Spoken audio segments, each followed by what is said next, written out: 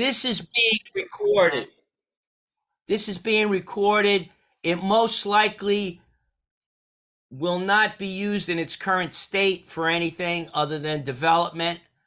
But I am working on trying to sell the story as a TV show. So in doing that, there may be uses of a lot of this material. So anyway, I want to give a special shout out to people that I see on the list besides us cast, who I'll introduce in a couple of minutes.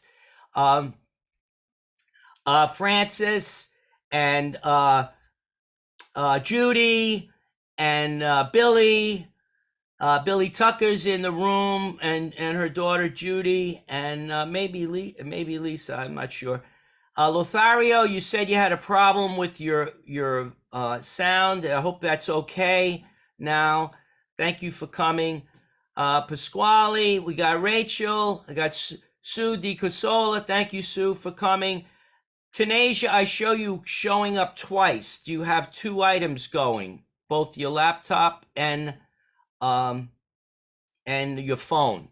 You need to only have one. It's showing up twice. That's going to be a problem. Hi, Alonia, Elisa, great to see you. I don't see Wayne yet. And I see Renor, and thank you all very much for coming. There may be some others that will be coming in too. Here's another one, Geraldine. Okay, there'll probably be several joining us over the next 15 minutes. So let me just use some of this time. Hi, Lowell, how are you? To use some of this time to thank you all so much for being friends, for contributing to the development of this piece. This piece started at the Episcopal Actors Guild because of a DEI committee I was on, Diversity, Equity, and Inclusion, and I realized that I had some work I had to do on my own inner prejudices and racism and stuff, and also not just against people of color, but also people of different languages or abilities and nationalities and stuff. I harbored a lot of that, and I wanted to do a piece. I thought the best thing to do would be maybe to do a comedy. And I know how influential All in the Family was to me, and Modern Family, and Will and Grace, and many of those other shows. So that's how this was born. We did it a big thanks to Jeff, to Harrison Players for introducing me to Jeff Rocco, and Dakota Martin, who Dakota directed it and Jeff produced it. We did it down at Actors Guild, down at the Episcopal Actors Guild. Perhaps the most influential in the beginning was the Brazen Giant Ensemble, and there's a couple of members from that group in here. We ran several scenes over and over and rewrote them and stuff over the last 2 years, I'd say. So, but it's a collaborative effort. So we've done it there. And then also at Harrison Players, thank goodness, thank you for the board for approving it. We did a,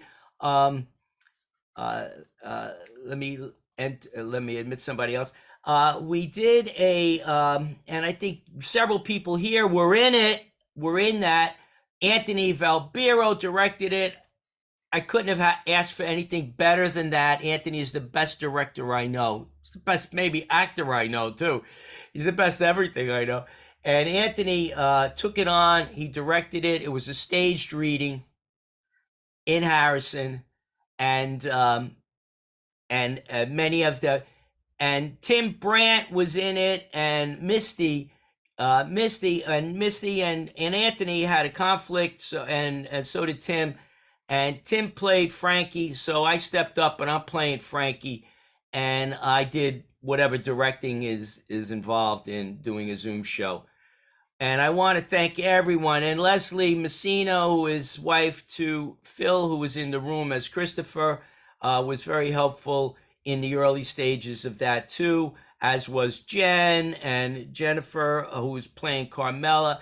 Everyone was very helpful. Down at Vinnie Pastore's acting class, I brought a scene. The first scene you're going to see is a scene of Carmela and her daughter, Frankie.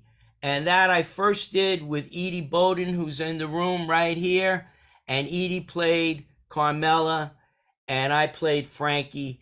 And that was the first time that scene was freshly written. People were after me to write a scene with my mother, right? Because we didn't do it down at Actors Guild, and so we did it there, and it turned out well, and that gave me the ambition, the drive to do it bigger. Right now, we're approved. I believe we're approved. Correct me if I'm wrong. Wave your hand. Go on screen. I think we're approved June 3rd to be at Ozzie Davis Theater. How much better does it get than that? About 200 people, seats in that, in New Rochelle, hometown New Rochelle. This play is set in New Rochelle. Let me let in Tanasia right now. The play is set in New Rochelle. It's been a dream of mine to be. I've been on that stage in various different things before, but not to, and did a short play, but not a whole play. But Billy just sent me an email a week ago, and Judy was very instrumental in that.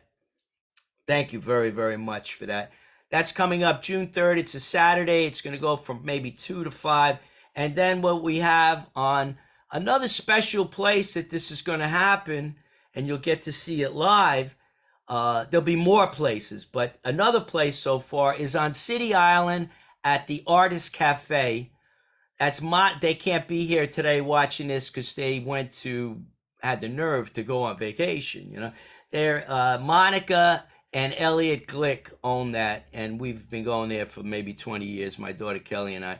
And anyway, that's another place, and that's going to be on April 29th. So there'll be a follow-up email to this whole thing, but that just gives you a sense of what's happening. That's also to say that I'm open for comments, and that's one of the reasons we're having a 20-minute Q&A and talk back following the play.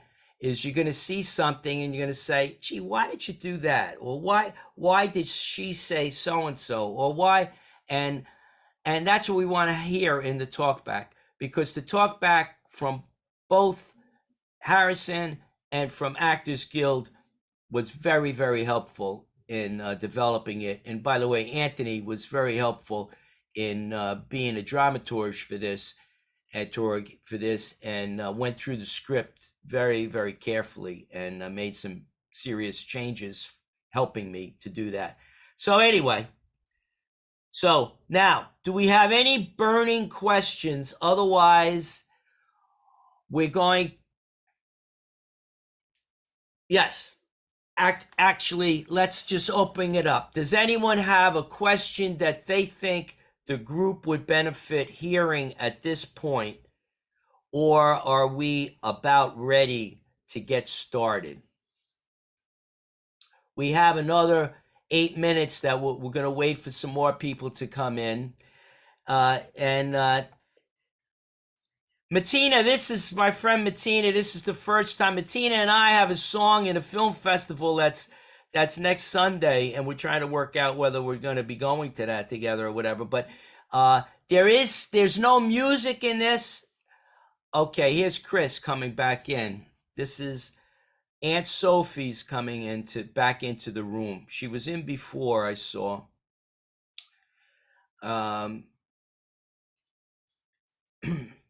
Anyway,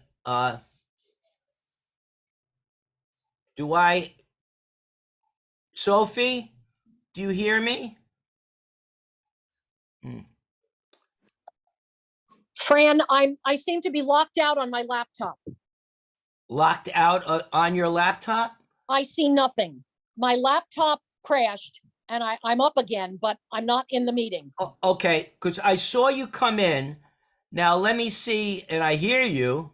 I mean, yeah, this is on my cell phone. Okay, I'm gonna start the video from my end here to see if that does anything. Let me see.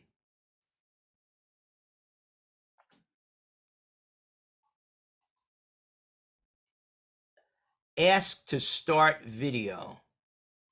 the hell is that?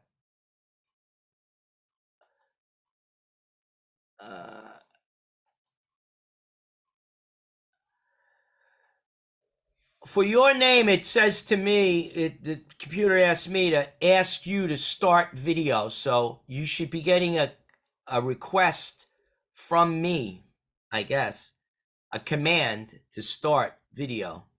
There we go. Are you all right now? But it's only on my phone. It's not on my laptop. Oh, All I see is the blue Zoom screen on my laptop. oh, I'd rather not do it on my phone. but what are we going to do? We have 4 minutes, 5 minutes here. I don't know. You want to Okay. you want to try to go, well, don't lose what you have here, because that'll be worst case. We'll have that, and it's not that bad. I mean, you see it clearly. Are you able Fran, stay with this and then try to sign in with the laptop? I can't even get out of the laptop screen. There's Oh. nowhere to exit. Then don't Oh, Fran, don't worry about it. Don't worry about it. Your performance, your acting skills are so amazing. Maybe it's a good idea. Temper it down a little bit. You'll make everybody else feel bad. but I don't know from my phone how to stop the video. Okay? Oh, There's no buttons like on the laptop. oh, There's no buttons. there's no buttons on. There is a way to stop you from being on the video Yeah, on your phone. There is a way. If you tap your screen at the bottom, There is a way. there are 3 buttons. And you should see the microphone and the camera icon, and you can do it from there. Right. The other thing you could do is you could try that. Is take the phone. The phone is in front of you, right? You're holding the phone or something. Take the phone and put it down. Go like this and put it down on the desk. That's it. It's black now. Worst case is that's what we're going to do, is when you have to stop video. Or you could take something and put it over the phone. Okay, it says my microphone is unmuted, but my video is stopped. Oh, hold on. There's like 8 people more to let in here. Hold on. Okay, I'm so upset about this. So that worked. We can still hear you, but your camera is off. You can't. No, the camera it's all right now. It's okay. Like I Okay. said, you know what? Instead of putting it down on the floor, grab something, because Phil is going to be doing this for when we do the door trick. Put something in front of the camera on the phone. Something flush right on front. Hi, Wayne. Hey. Hi, how are you? I'm good. How are Good. you? Good. Very good. Very good. Oh, we got Armand Paganelli just signing in. And we have a lot of people in the room. I don't know how many we have here. I think we have probably about 40 people or 30 people. There should be a count here someplace. 35. 35. Okay, great. We're Good. going to give it another 4 or 5 minutes, because people, I'm sure, are coming in. At least. soon.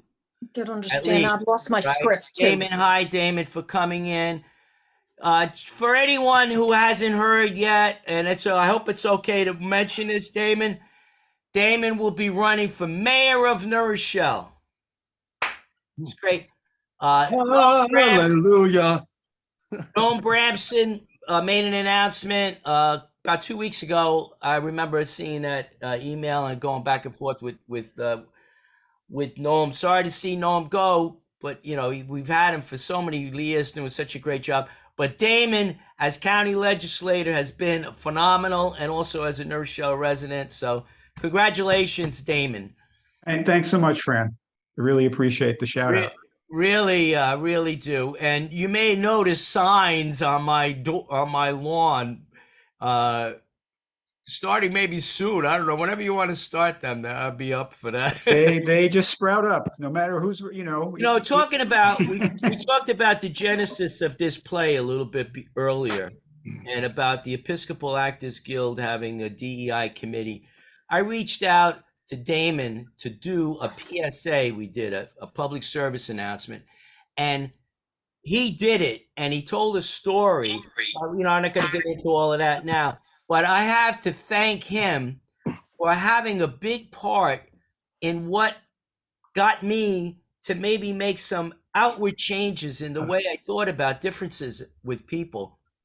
And it was really one of the instigators to come up with this play. And so one of the things Damon did was he would tell me about this Black Lives Matter march that was going to happen in New Rochelle. And I'm thinking, do I really want to do a Black Lives Matter? There was so much dissension about that and stuff.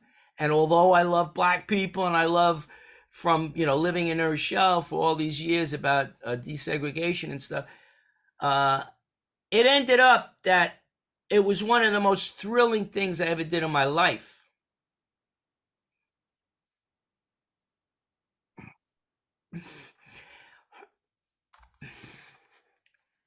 It was very, very moving. And I have Damon to thank for that, and the Episcopal Actors Guild for that. And it led to my being much more out there as far as writing, also being more of an activist for my own being trans and stuff. I mean, I've always been an activist, but more so. So anyway, that's one of the messages coming through. It's a comedy. We're going to laugh, hopefully. And let me see if there's any more messages in here. Good, Lou. I'm glad you're in. An old friend, Lou Asagari, is in the room. We're ready, I think. No, No, when Wayne. Oh, look, Cindy, you came. Wow, thank you very much, Cindy. Cindy was on VOX. Talk about New Rochelle. New Rochelle is a big part in this. I do a radio show on WVOX. Cindy came in on the show, was with my daughter and Tom Sullivan. We've been doing this show for a number of years. And she just blew us away. She was going through some problems, issues, cancer and stuff. Had a double mastectomy and everything. And she came in the room and she lit up the room so much. She was so happy about the ability to express herself that following our show, within a week or two, she had her own show on Strong Island television, right? And she's been out there. So she quit her job and whatever, and she's been out there expressing herself so much. So people, look that up. Cindy Seville, Sevell, Strong Island. She'll have you on as a guest. She had on a guest, some homeless people last week. It was just extraordinary, Anyway, we'll end up making this very scattered meeting if I keep going. So, is there anything, Wayne or Eliza, that I need to know other than asking everyone to stop video? Oh, you know what? I just had a reminder of something. Quickly. In the play. oh my God. What? You're out. I lost you? Oh, boy. I don't know. Does Chris live near anybody that she could go there? Where is she? In Yorktown? Chris, where are you? Physically. Is your mute on? I'm in Brewster, New York, Oh. nowhere near anyone. Oh. You don't see me asked to be let in again? Yeah. No, I don't see you. But I'm going to. But don't do anything. Don't do anything. I'm gonna. There's a button here. I can say ask to start video, and now it's gonna send you a message. You're in. Did you get a message from me, or did you go on your own? Did you start? No, my laptop is obviously not working, so I'm doing this on my phone. Right. Okay. But did you get a message from me or no? Just now. Yes, I did. Good. Okay. So what will happen if your video stops, and even though it kind of ruins the flow a little bit, just call to me, say, Frankie, like that, and I'll know it's you, and I'll ask you to come in. All right? Okay, I just don't know why I can't use my laptop right now. It's the easiest way to do this. Yeah. This is the reality of Zoom once in a while. But this is going to go really, really well. It's always good to have a little bit of commotion, I think. Ah. And all right, we have Stephanie Schwartz is in the room too. Wow, this is like phenomenal. All right, so after, please, when this is over, it's going to go for an hour. It's more people coming in. An hour and 5 minutes. When it ends, Wayne is going to be leading, and I don't know, is Eliza also going to be contributing? Good. Contribute as well. Yep. Good. The two of them are going to be leading what we're going to call a Q&A talkback. Q&A and talkback. And I'm going to be letting them lead it and interrupting here and there, maybe. Hopefully not, but whatever. No, you will be. I will be. Good. And thank you so much for them. Wayne was in the room when we showed it the second time.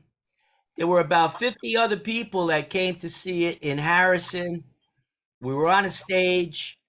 As I mentioned, Tim Brand and Misty were in the cast. Anthony Valbiro directed it, and it really went well. We got a tremendous talk back. A lot of positive stuff, but also and Wayne made some good comments. We changed the script. We'll see how it comes out. Wayne, did you get a chance to look at the script? Yes, I did last night. I read it again. Okay. All right, don't make any judgment about it yet for the people. Wait till we got it. Not judgments. They're always just Always good. Learning points. contributions, trying to improve things. Yeah, and Right. ask questions. Very Stephanie, good. you have your hand up. What's up, Stephanie? I may have to leave during the talk back because I'm performing tonight and I don't know how early my director is going to want me to be with them. Okay. Well, no problem. I mean, it'll be great if you could have been in it. We would definitely value your opinions and everything. But we're going to have a recording of it. So I could get you the recording. Well, I can stay for the play. I'm talking about leaving. No, I mean the talk back. We're going to make okay. a recording of it too. Stephanie, are you in Japan, by the way? I'm sorry, what? Are you in Japan? Oh, of course. I like my screen. Okay. All right. Does anyone have anything? I should ask Wayne and Eliza. Do you have anything that we need to say before we start? I don't think so. I think my overview for feedback is somewhat prohibitive, so I'll leave that open. And I don't know what Eliza would like to say, but I think we'll just let it rip. Yep. Break a leg, everybody. Okay, Yeah. so we're just a little heads up about it during the play, and I think hopefully the tech will work well. You see Christopher as a character in the play, played by Philip Messina, and he has a door behind him.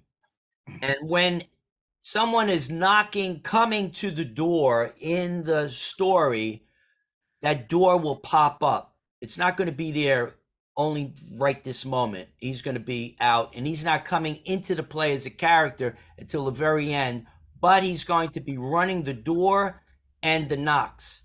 So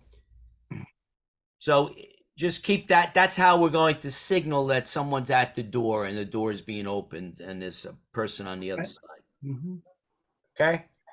And we're all on hide. Oh, there's Diane, another person coming in. I'm going to try to watch for that if there's more people coming in. If anyone else sees it, I guess call out, because I'm not looking at the chats. Call out. Fran, do you have a co-host? No. when you assign Aliona, E, would you be willing to do the co-hosting and just Yes. let people in and out? Great. Okay. Yes. Wait, let me get an answer there. Is that good, E? Yes.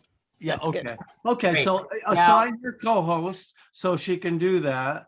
All right. So when I go over her name, it says, I see make host. Will that be, that's the, No, make her the co-host. It'll say co-host. Participants, go over to her name, Aliona Garcia, right? and you hit more, and, oh, I don't have it on mine, but it should have co-host, make co-host. Yeah, the only thing it had was make host. Problema. You don't want to make her the host, but it should have co-host over there. See or no? Are you able to scroll up for any more options there, Fran?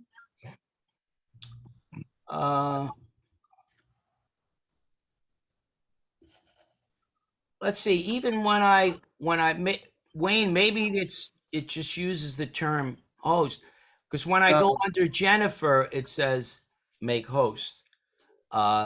Just as an example. For every other person, it just says make host. But you think that would end my? Well, that would eliminate you as host. So I don't understand why it should allow you to be co-host, to assign somebody as co-host. In fact, you should be able to have as many co-hosts as you would like. Right. Maybe under settings. Maybe if I look under settings, there is a setting option. Should be under in participants where you. Oh, under participants. Well, hit participants, and then participants. I have 45 right now. Oh, that's good. So then hit participants, find Alonia Garcia. Hit more. There should be a little triple dot. Yeah, that's just, it says make host. Oh yeah, I know what to say. Just make her the host, and you can take it. Confounded. You can take it back at any time. Okay. Just Yeah. make it.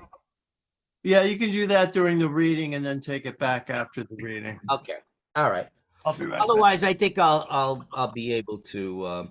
If it comes up that you need my attention and you're off camera because you're an audience member or you're not in the scene, just say Frankie.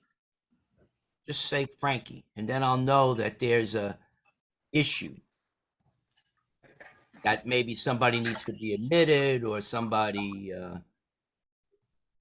needs to be let in or whatever. Or you could send a chat to Aliona, who was also Elisa. So Aliona Garcia, send her. Aliona, is that okay if they send you a chat and you somehow communicate that to me? Yes. All right, if there's like an emergency thing, I think it's gonna be fine. Okay, all right. So we have a number of people. I want to. How do I get to? I want to see the various different screens. In other words, I want, just for right now, I just want to take a picture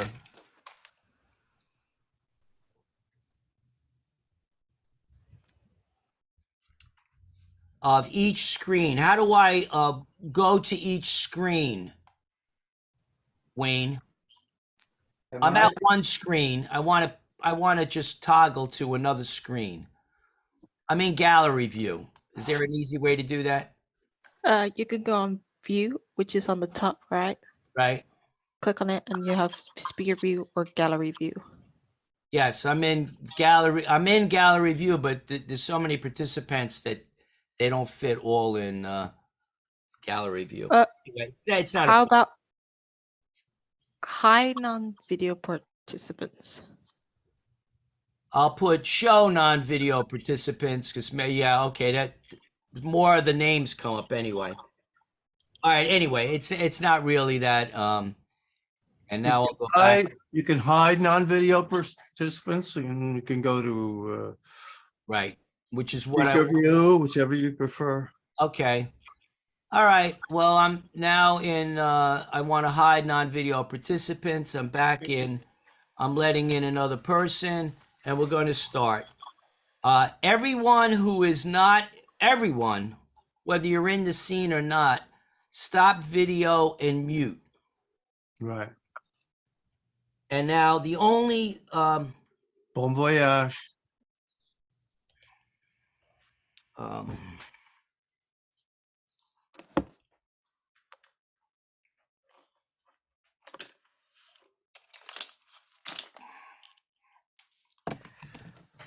okay. Laura, you want to stop video.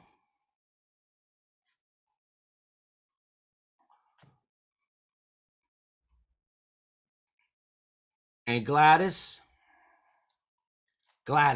stop video. And Winnie, stop video. Good. Okay.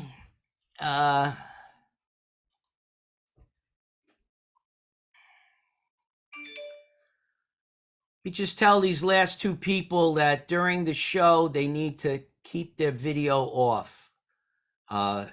So if you just joined, like Joanne, you just joined, and someone else just joined, just keep your video off during the show, and then at the end of the show, we're going to have a talk back.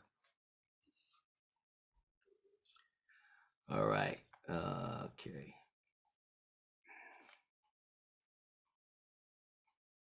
Actually, this is going to go very smooth once we get it started, so don't be concerned that this is emblematic. Franny, you want to hide non-video participants.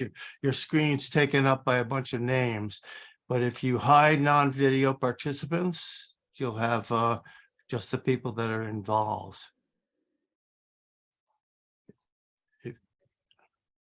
Well, I had selected that hide non-video participants. Okay. I selected that, but is it still showing? No, maybe each one of us has to do it for that to happen, but your recording should be under hide non-video participants, if that's the way you've selected it. Yeah, I did select hide, and now, because now it says show non-video participants. Well, you don't want that. You want hide. Oh, right, right. Yeah, I hit hide, and now all I have on my screen is you, so that's good. Good. Okay, good. I'm gonna mute now and break a leg, Franny. Very good. Thank you very much. Thank you for this opportunity. We're going to have a formal introduction of the play. I'm going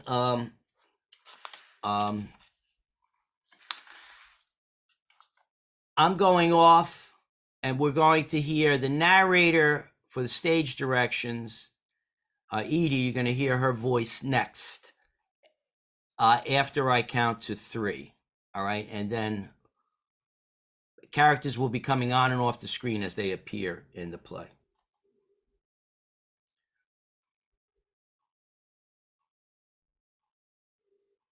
One, 2, 3. Act 1, Scene 1. Mother may know best. In the present, on a Wednesday in the late afternoon in suburban New Rochelle, New York, Frankie arrives at her mother's kitchen, up from the basement apartment where Frankie's brother Jimmy lives. Hey, Mom! Mom, I'm coming up to visit you for 10 minutes, okay? Okay, Frankie, good. Mom. Boo, you're it. Mom, you scared me. I couldn't figure out where you were. Just like you couldn't figure out who you were. I think I got it now. Mom, what's with the cane? Now you're pretending you're an old lady? Ha ha. Jennifer said she'd only take me to the park if I used a cane. She's scared to death of me falling again. Why'd you jump out like that? I'm just getting even with you for when you and your brother would do that to me, just because you used to like to hear me scream. Yeah. Yeah, I also love to hear Dad yell from the next room, you know? What's going on in there? Then me and Jimmy would hold on to you and not let you go until you said, Oli, income free. And you never remember what to say. Then we would all start laughing. Remember that one time you boys, I mean, boy and girl, no, you were both boys back then. You came at me and I dropped a big tray of ravioli and I'm done. Oh,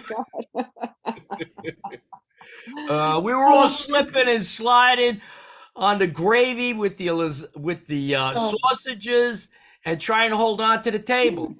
Those were good times, Mom. What made you hide now? Everything seems to be getting so serious. With my health, with your father's. You dating that girl, Tan Asha. Mom, her name is Tanasia. No sh sound. Basically, it's 2 words. Tan and then Asia. One right after the other. Well, that helps. I will remember Tan because she sure is tan.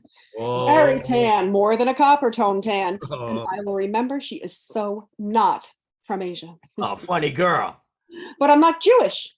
Streisand, remember? I never taught nobody nothing. Not true. You taught me everything I knew. Not true. You never got the way you walk in heels from me. I hate them. Not sure. Not true. I sure did. I saw the old films of you. The cat's pajamas. And you never got those legs from me. Yours are better. I got my eyes from you. I got my heart from you. And maybe I didn't get my legs from you. Sounds like a song. Okay, what are you buttering me up for? Wait, you have a little crumb on your lip. There, I got it. I missed you these last few days. It just came up here to see if you're all right. Where's Jennifer? I sent her to Christini's. Frankie, when we got home from the park, she had to almost carry me up the stairs. And I left my clothes on and went to sleep. It was like when you and Jimmy were little boys and you fell asleep in the car on the drive home.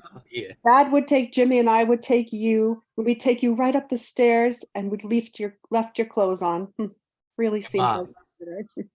I got a confession to make. What, Frankie? I can't speak for Jimmy, but many of those nights that I pretended to be asleep in the car, I pretended so that you would carry me. Oh, really? Yeah, so I could hug you and put my head up against your neck and your hair. I got a confession, Frankie. I knew you were pretending, but I let it happen. There weren't enough times to hug you as you were growing up and being a tough guy, an alfalfa male, not a mama's boy. Yeah, and look what happened. No tough guy now. Hey, Mom, it's alpha male, not alfalfa male. Alfalfa male, like alfalfa from the Little Rascals with that thing of hair that's always sticking up. Look, you always had 2 sides. The real macho guy side, in charge, building and fixing, and the soft, sensitive side, creating and caring. I know. I was always conflicted. I don't want to bring it up again, but you could have stayed a guy and still been a warm, tender, and artistic, like your Uncle John. I don't think you needed to transition. And maybe your wife and daughter would still be at home instead of that little apartment they took. Mom, you always bring that up. I tried to tell you before, it's as basic as how I see myself in the mirror. I want to see me, this me, looking back at me, you know, this face, not some man that I'm not anymore. I'm sorry. I'm sorry to raise my voice, but it's complicated and it's my whole life. And you can't just brush off my transition like it was unnecessary. Plus, don't you think I seem happier? Yeah, I guess so. Oh, Whatever. Tenacia's coming over. We'll be preparing for what I say when I meet her mother Friday night. You say hello. You say nice to meet you. You say como esta? What's the big deal?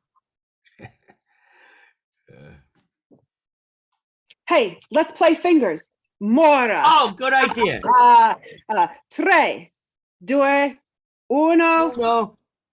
Quattro. I win. Oh, you always win, Mom. Wow. Even, you beat all of us all the time, even Dad.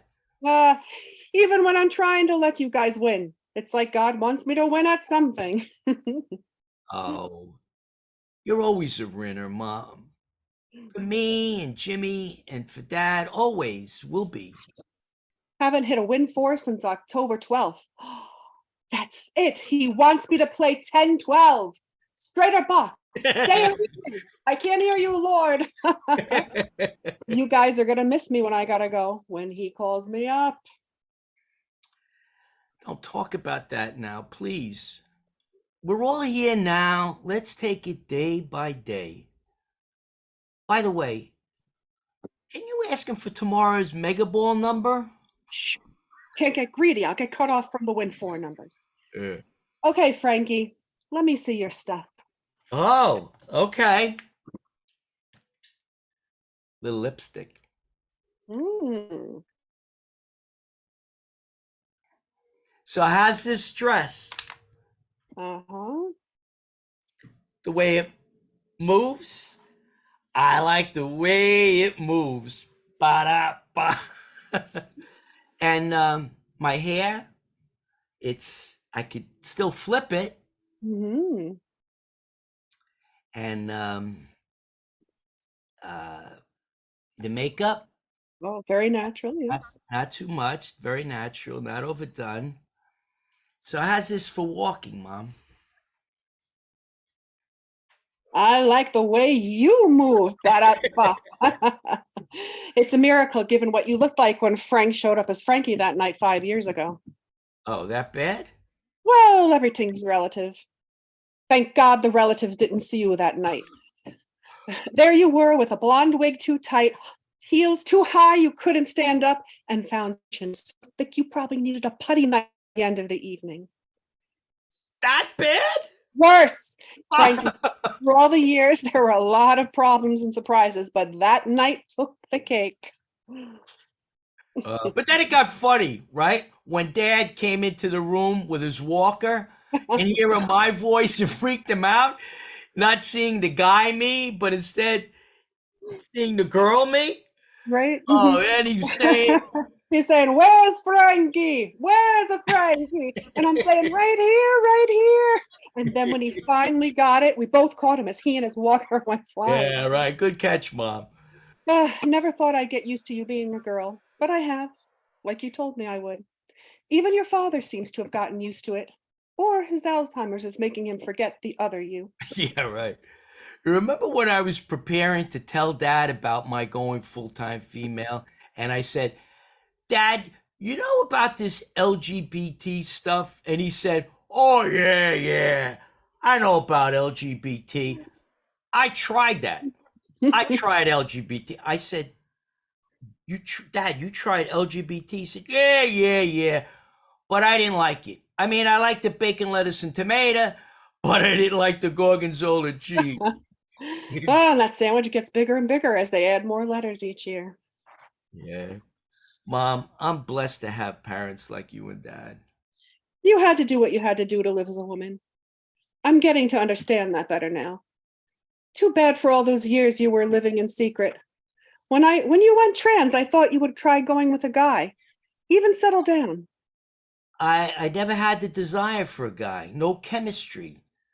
I tried imagining it, laying at night, in bed at night and thinking about a guy next to me and then on top of me and then kissing my neck and caressing me. I just couldn't feel it. And then even out in the world, when men would express their interest in me, even knowing that I was trans, I just seemed to drop it. and then pull away. But you never know. I Right, guess if the right man came along, who knows? right. Maybe some cute Italian guy who likes everything you like, who could make you feel like $1,000,000. But you can't push it. It should be natural, but it must be logical too. Love? Logical? That's why I'm concerned about whether Tanasia's mother will accept me. Maybe she'll see us as an illogical couple. You also should be concerned about whether Tanasia herself will continue to accept you. After all, what do you two have in common? Well, one thing is we both are looking for our true selves. And while you're looking for the real you, don't lose the you already have. I think you should think carefully before going too far with Tanasia. I thought you liked her. Sure, as a friend, as a date, but now you're going too far when. Am I hearing prejudice from you because she's black? I've tried real hard to get rid of my own. That's still down deep in me from when I was growing up and my uncles and grandpa around the dinner table would be saying, "Oh, damn Mullen." Oh my God. They'd say, "Keep away from them." I remember. It wasn't just our family. Times were different. You know, it bothered me, but I never spoke up. Even though I was only 10 years old, I should have said something. In fact, I feel that my now being accepting of all kinds of differences, and perhaps even in a way, I'm cleaning up my past by doing that. And maybe even what's behind my falling so quickly for Tanasia is that I'm trying to get my past all cleaned up. And I see her and her loving heart, her soul, and how she loves me. And Well, that's good. That's good. Seeing people as equal and trying to make amends for what you don't like about what you did back then. But now you're talking about talking to her mother, getting engaged, and possibly marrying her. I don't think you realize that that's an even bigger step than when you changed gender from Frank to Frankie. oh, what? They don't think like us. They don't Oh. appreciate what we appreciate. Ah. And can she make you delicious meals night after night? Does she even know what supersat is? Be realistic. They don't think well of us Italians. They feel we never liked them. Oh, Mom. You're going down a very hard road to hoe. Your father would flip. I can't believe this. I'm my own grown woman. And I can't really talk now anyway. In 10 minutes, Tanasia will be here to go over the lines with me for Friday night before she goes to choir. Your Aunt Sophie is right. There's nothing good that will come out of a serious relationship with you and Tanasia. And not just because of the black and white thing. You're too old for her. Oh. You're like March, December. But Ma! Respect. Let me finish. As the years go on, she'll need someone younger who can keep up. And your trans thing, sure, if Tanasia was a lifelong lesbian, maybe then. But she's, what do you call it? Pansexual. Pansexual. You got to get your words right, Mom. And you got to get your life right. I'm telling you things that are hard on your heart right now, but you must be careful going forward. The road is long with many a winding turn that leads us to who knows where, who knows where. What the hell are you talking about? Forget it. I gotta go. See you later. End of Act 1, Scene 1.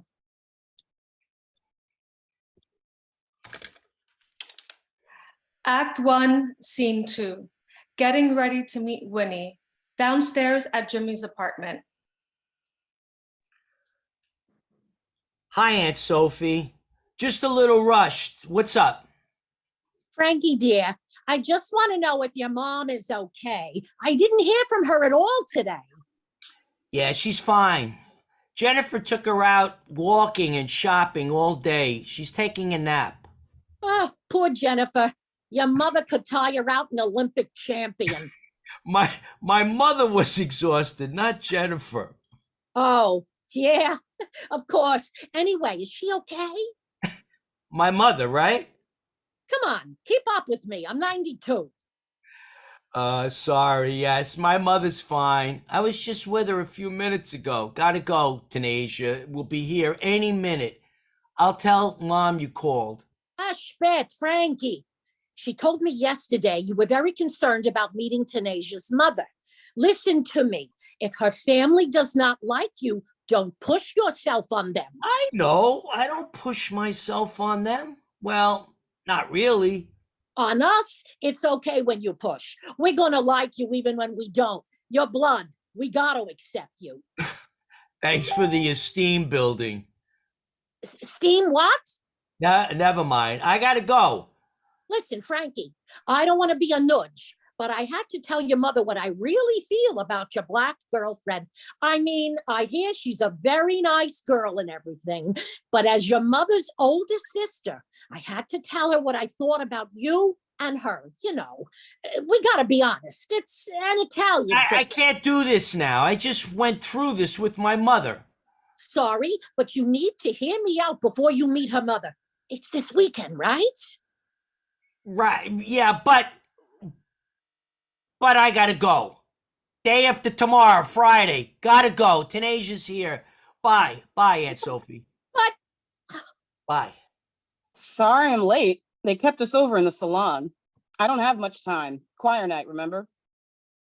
Oh, yeah, right. And we only got about 20 minutes before my brother Jimmy comes home. Well, Angela dropped me off and she's coming back to pick me up for choir. Not much time before Jimmy comes. How long do you think he'll keep babysitting your mother while you go to your singing classes? It starts in an hour and a half. Hold on. Hey, Ma! What? Can you put on a fresh pot of coffee? Tanasia's here. Yes, pound cake? Yeah. Mom, Tanasia says hello. Hello. Why do you do that? It's an Italian thing. What, making stuff up? No, I call them little loving white lies. Just kind of letting her know that you love her and that you're saying hello. Well, she knows already. By the way, why are they white and not brown or black? Not as wrong? What? Hey, what happened to that easygoing girl I met on a train 2 years ago? The one who couldn't take her hands off me. I want to go over the dialogue for Friday night. You're kidding me, right? You don't need to rehearse meeting my mom. Just be yourself.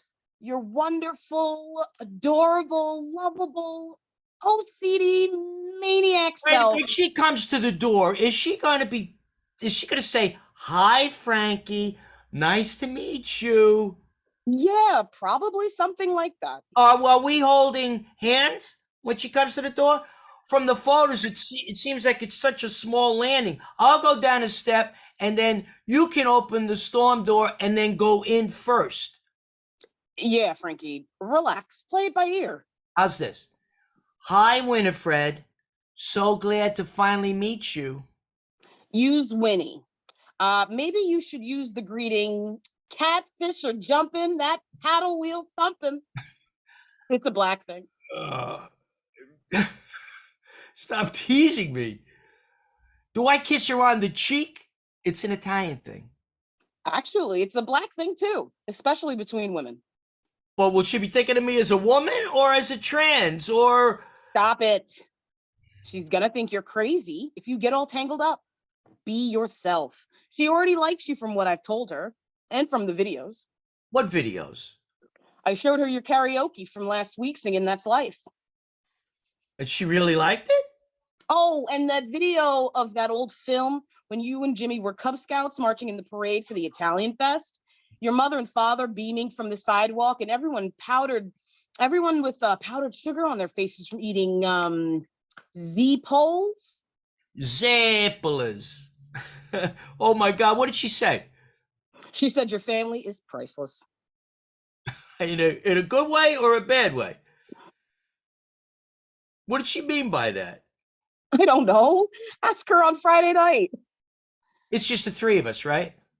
Her sister Gladys may come by. Usually does on Friday nights. Oh my God, I got to prepare for her too? Why is she coming? When sisters live near each other, they see each other a lot. Really? Yeah, it's a black thing. Oh, it's an Italian thing too. Oh, Jimmy's here already. We're never going to get through this. Got to move it along. The best laid plans of mice and trams. Hey, Jimmy! Tenasia's here. Please bring down the coffee and pound cake that Mom made. Hey, Frankie boy. I mean, Frankie, be down soon. Entenmann's made the cake, not Mom. Sugar and milk for Tanny? He's no dumb waiter. Why does he call me Tanny? So weird. Frankie, Jimmy, Johnny, Bobby, Sammy. Oh my God. No, it's an affectionate way among Italians to refer to people. It starts out in grammar school. Everybody has an IE or a Y at the end of their name.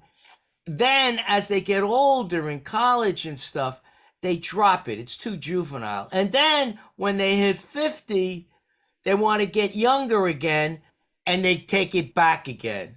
It's an Italian thing, right? Jimmy the Goomba, at your service. Thanks, Jimmy.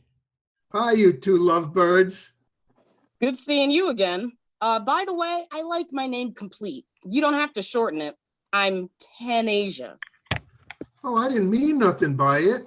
Frankie, she went from Frank at birth to Francis at baptism to Frankie boy in grammar school to Frankie in high school to Frank in college and at work.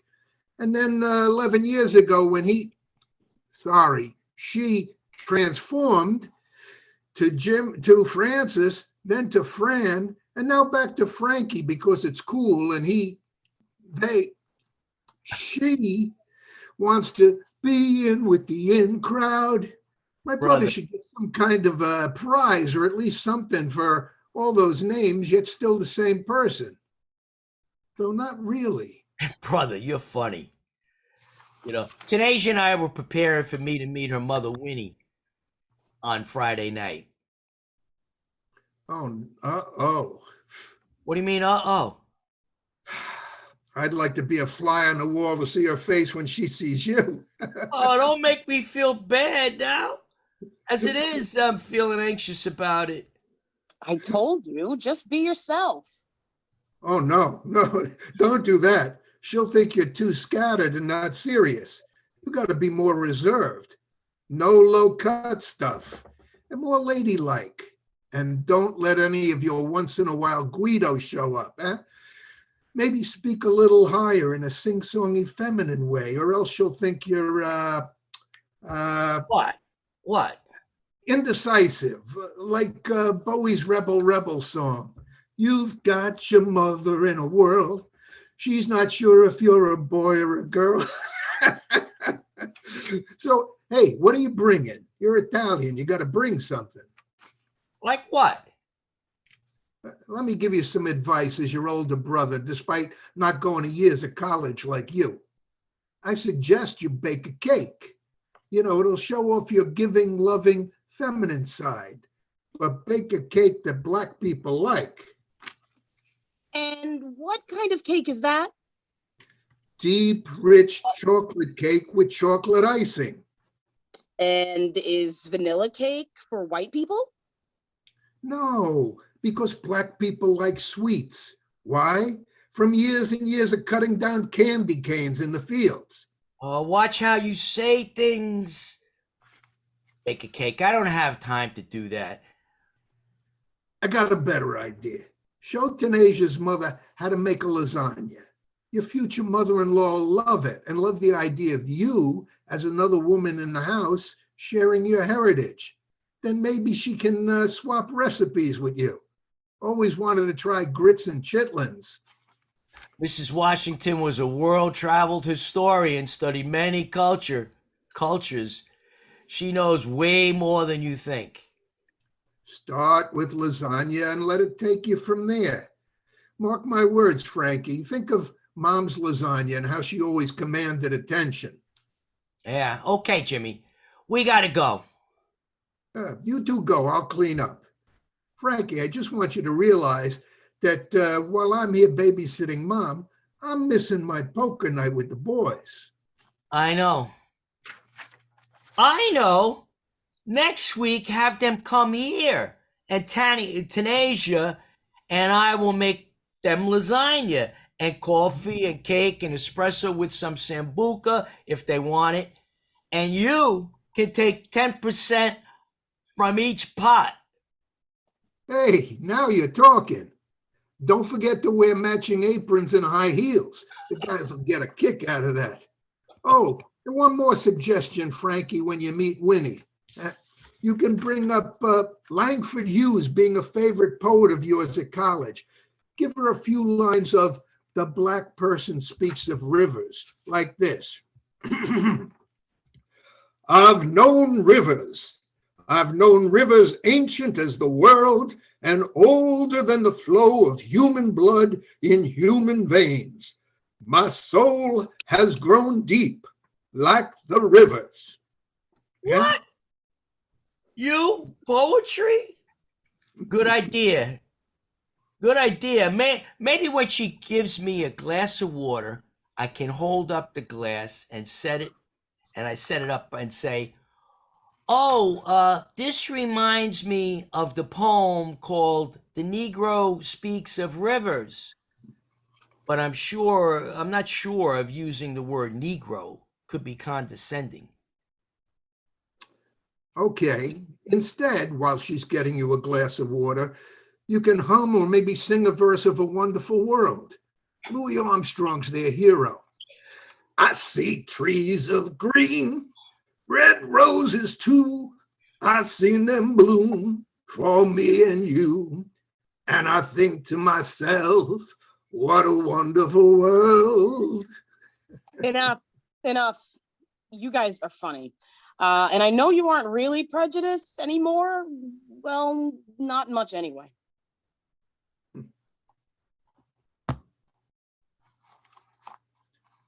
Is that a knock on the door? Ooh, easy now. My best friend, Angela. Hi, Angela.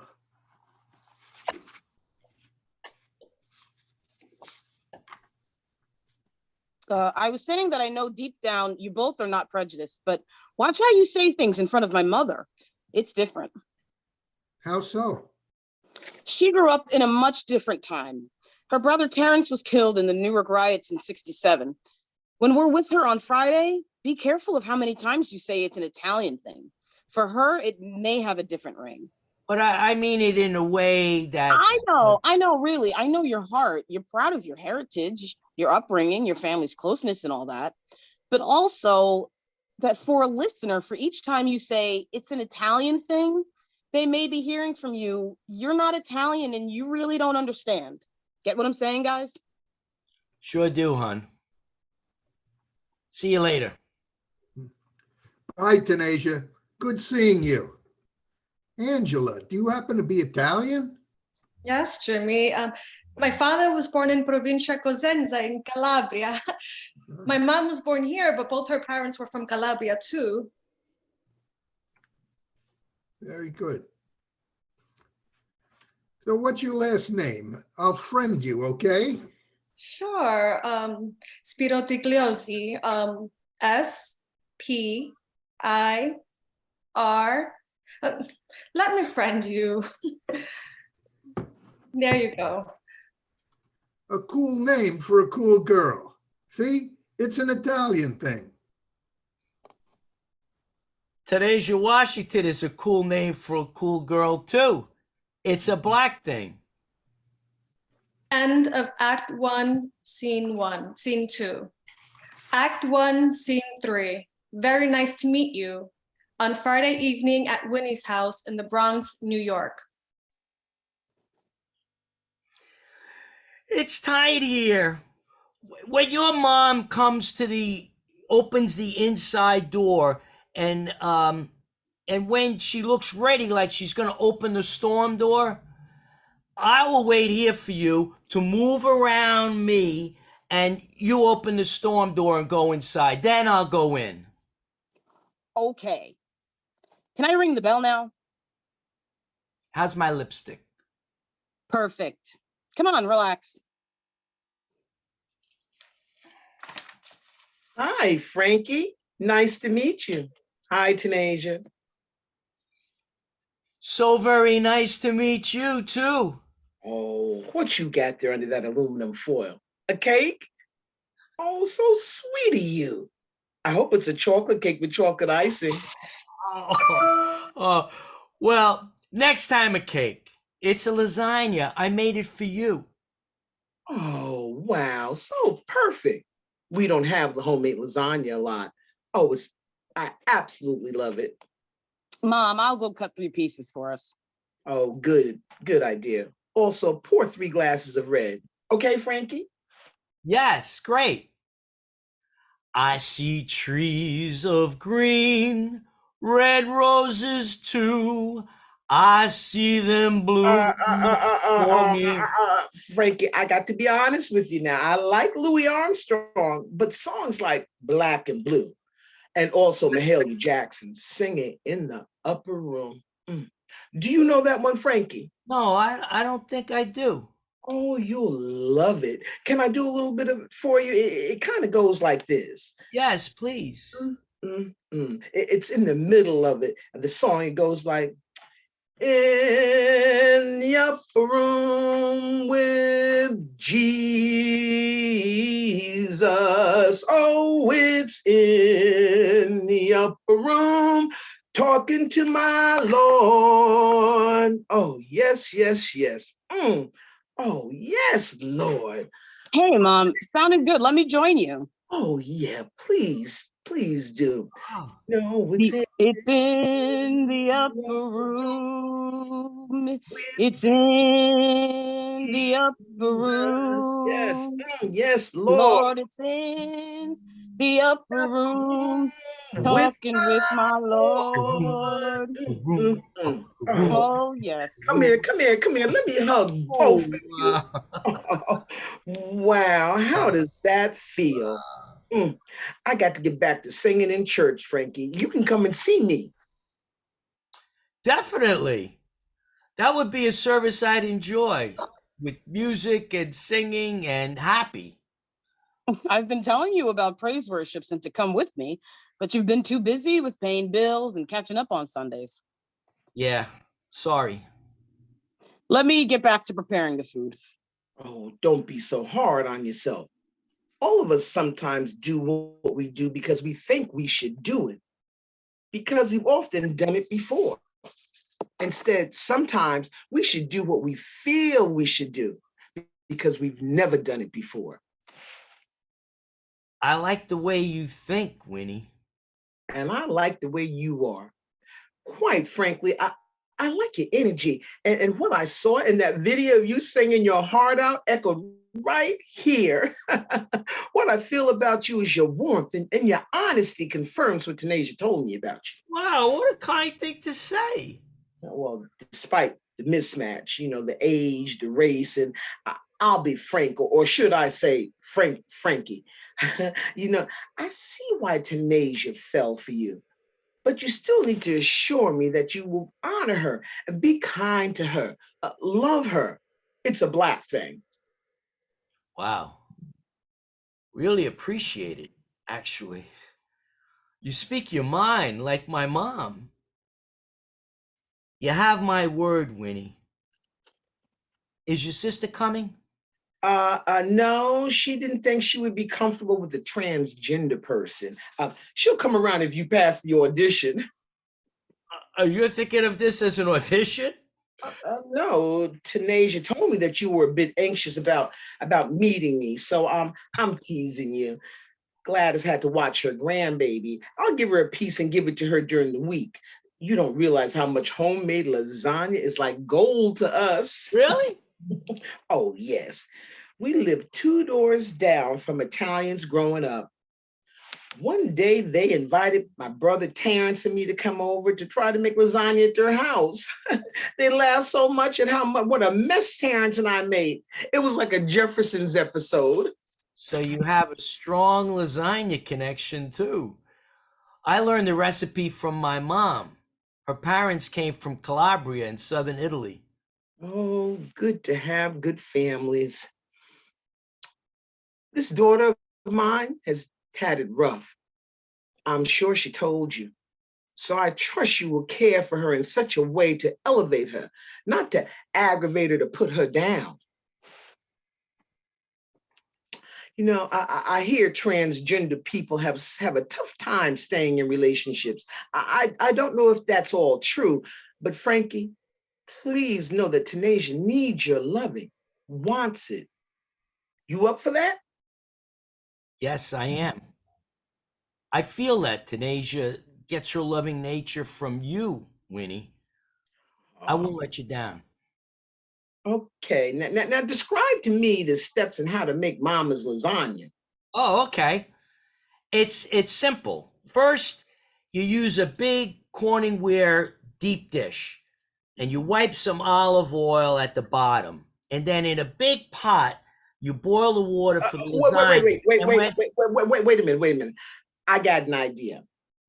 I remember better when there's a song or some music involved. Why not sing the recipe to me?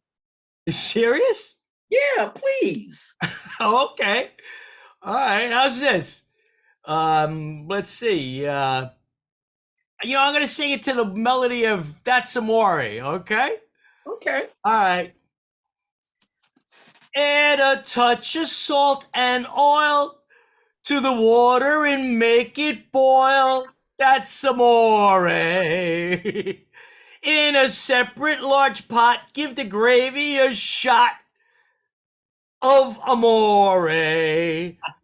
Pour in 3 sing-a-ling-a-ling, big cans of Del Monte. All right, let's jump to the big finish.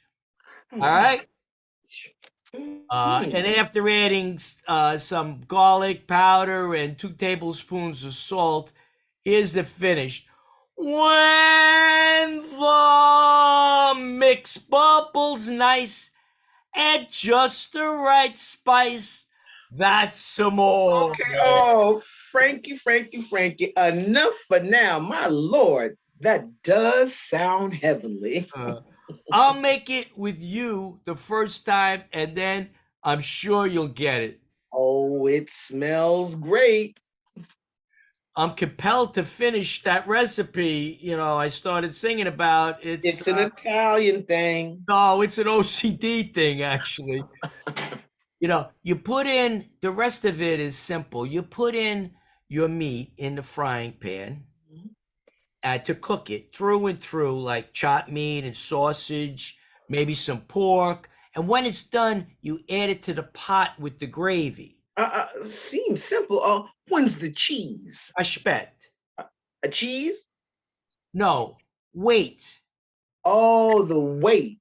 It's a light cheese, not heavy. No. Aspetta means W-A-I-T. Forget it.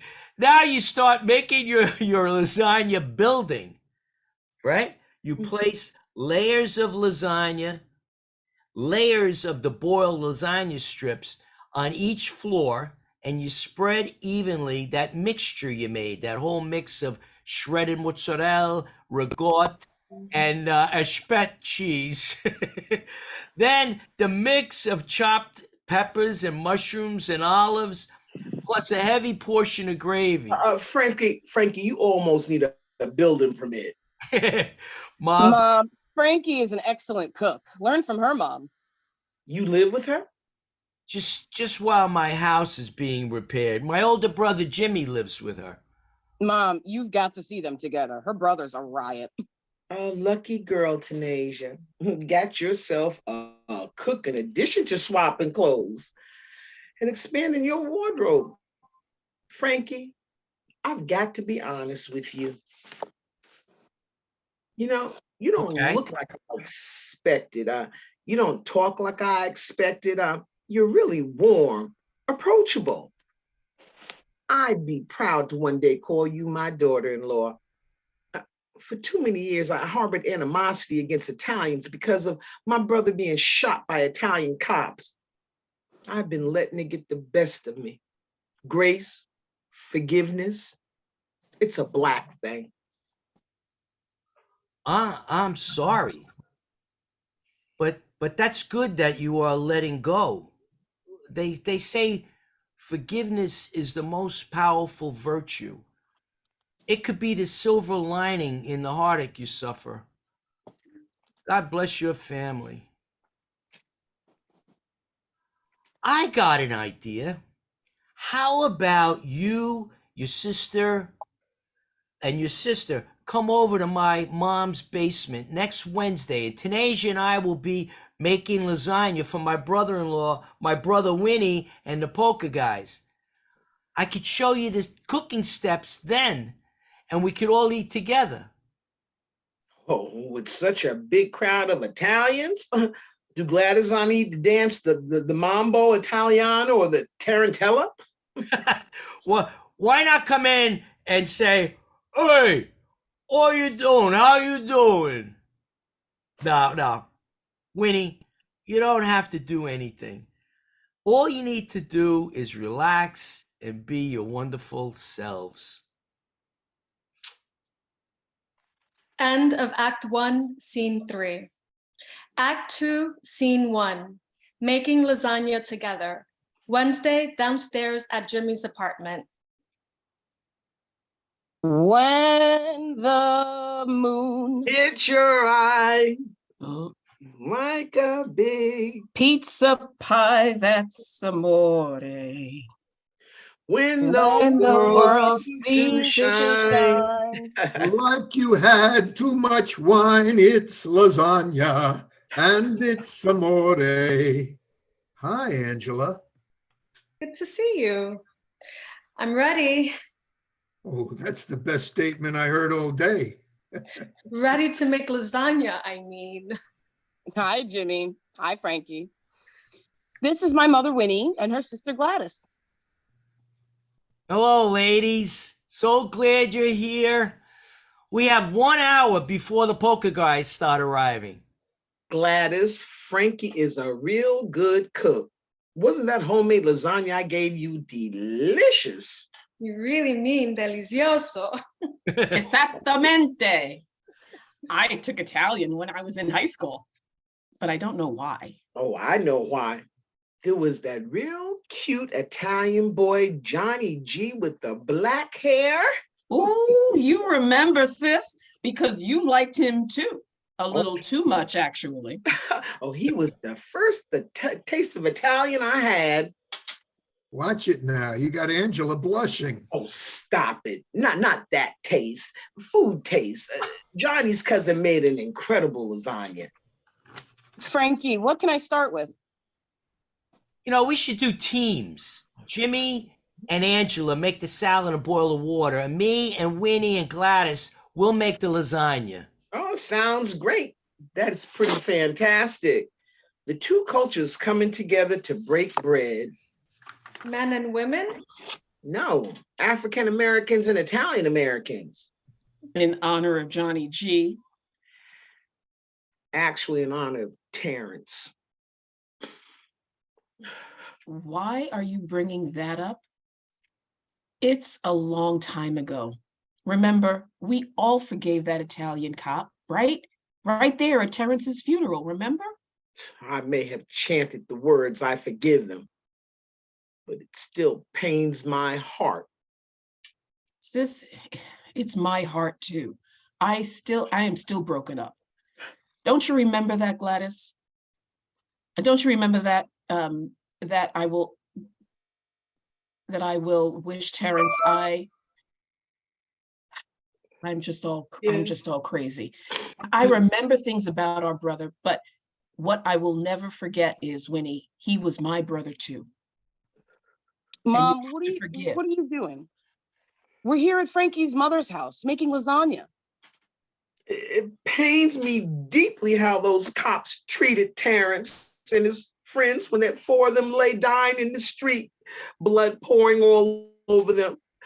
Especially that cop, Tony, with his snide look on his face, who came over and kicked Terrence to see if he was breathing.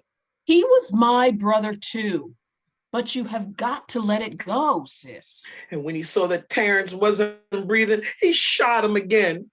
Winnie, that gun went off And you believe that? They also said that. Who knows what really happened then? But don't hold it against all Italians. There's bad in every group, our group included. Times have changed. These Italians are different. You feel that, don't you? Yeah, I know. And I do know that Italians are good to their families, for sure. And I'm sorry, Frankie and Jimmy, but I got to go. I feel overwhelmed right now. Mom. My head is banging it, and I see those goddamn Italians pushing on the crowd like the crowd was wrong for being upset. Those cops rule that Newark neighborhood like they were God's gift to mankind. Meanwhile, they were all devils in disguise, handsome white faces with wavy hair. Mom, stop. Winnie, I'm sorry. Do you want a glass of water? No, damn it. I want my brother Terrence back. I want his kids to have their father. I want my friends and family to be treated like they were not of a lesser kind. Winnie, I'm very sorry that you. Don't say anything. I'm sorry for ruining this evening. I intended to have a good time with all of you tonight, but instead I'm obsessed with this anger, and I've got to let it get the best of me. It's okay, Winnie. Come here. You too, Jimmy, Tanasia, Angela, Gladys, join us. Let's all, for the spirit of Terrence and his friends, let's hold each other tight. Close our eyes and pray with me out loud, okay? We're going to do it together. Our Father, who art in heaven, hallowed be thy name. Thy kingdom come, thy will be done. Evan! What happened? Somebody pinched me. Sorry, it was me. Just a simple little pinch to say hello. What did I tell you about treating women like objects? But some women don't object. Some like it, I'm sure. There you go again, Jimmy. Your assumptions. He's Italian. That's how they are. It's an Italian thing. Remember La Dolce Vita? Mom, you're really not sticking up for Jimmy, are you? No, but your Aunt Gladys and I did share our manipulation.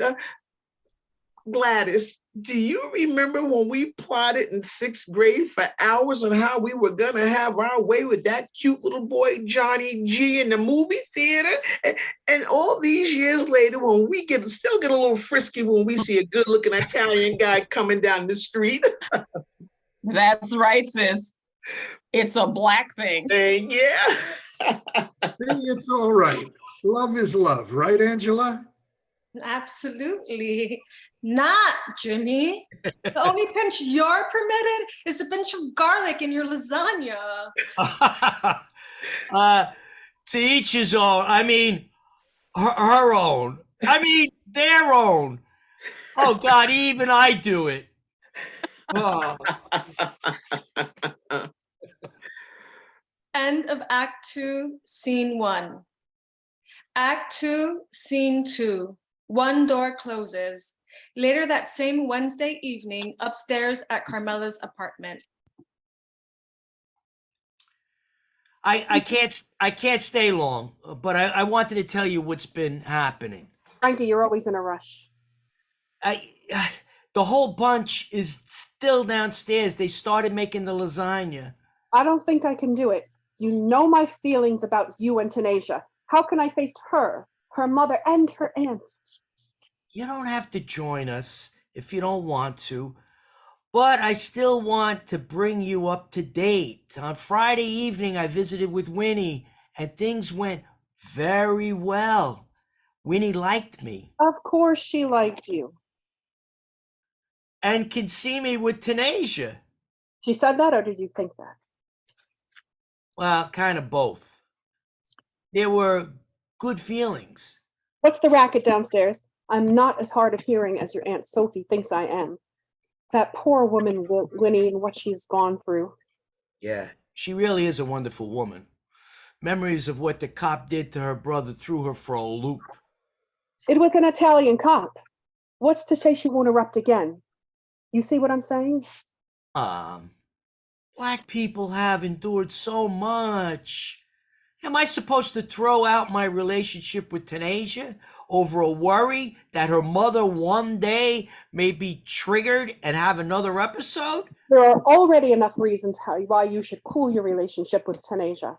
Lots of negatives we talked about last week. I respect you, but I don't agree. I asked Aunt Sophie to come by and talk with us. Oh, no. 2 against 1? I feel like I'm being ambushed, and she's an alfalfa female. You know she loves you, and as my older sister, she has given me good advice on many, many times. I can't do this now. I just came up to give you an update. What is this, the Weather Channel? I don't need updates. I need you to think clearly. Bad timing. I got Tanasia and her people downstairs, and the poker guy's coming.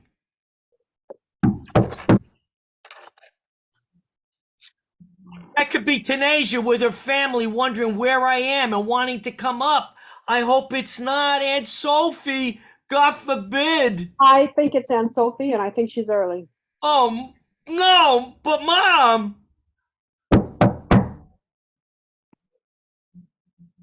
Frankie boy.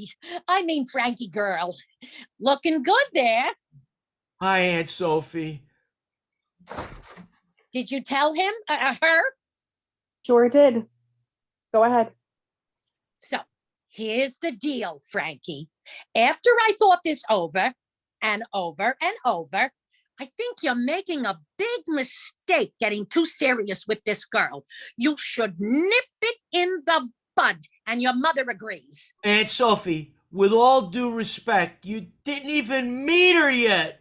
Tanasia's a lovely girl, and we are in love. We're a chance. I was telling Frankie, it's not just because Tanasia's Black, but it's the whole package of Frankie being so much older, also trans, and really, how could it ever work, especially over a long period of time?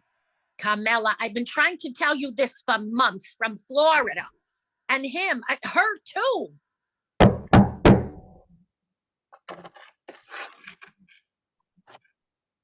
Tanasia has been making lasagna downstairs with your recipe, Mom, and the poker guys are due here soon. A tan Asian girl too? Who? What lasagna? Not a tan Asian. Her name is Tanasia. Oh. You said, oh. You said Tanasia is Black, but deep Black? Oof. Aunt Sophie, this is Jennifer, my mom's wonderful caregiver from Ghana. She just came from the store. Gonna what? Ooh, Tanasia does seem to be a nice girl, but Frankie, not your type.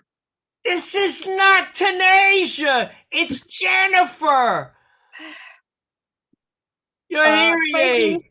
Frankie, I'd like to bring my mother and her sister Gladys up to meet your mother. Is that okay?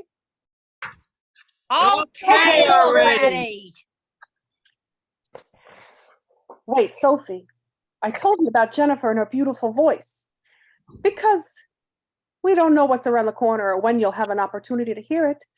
So let's do it now. Jennifer, please sing to her my favorite song you sing, The Greatest Love of All. Now? But people are coming up. Yes, please, right now. Life's getting shorter. Let's hear your beautiful voice. After all, that's how you got the job with me when Frankie hired you. Okay, I'll do some of it a cappella. Here goes, from the version Whitney Houston made famous. No matter what they take from me, they can't take away my dignity, because the greatest love of all is happening to me. I found the greatest love of all inside of me. The greatest love of all is easy to achieve. Learning to love yourself, it is the greatest love of all. Oh, I got every word. Oh my God, what a message from a beautiful person. Thank you, Jennifer. I love singing to Miss Carmela every morning.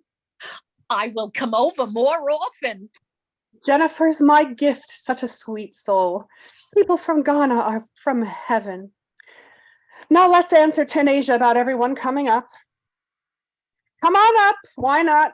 Could be the most fun I've had in months. Bring up some of the lasagna too, so Sophie can taste Italian lasagna made from black hands. It's the black hand? But we're Calabrese, not Sicilian, God forbid. No, forget it. It was just a joke because their hands are black. You can't joke about that. It will hurt their feelings saying they're mixed up with the mafia.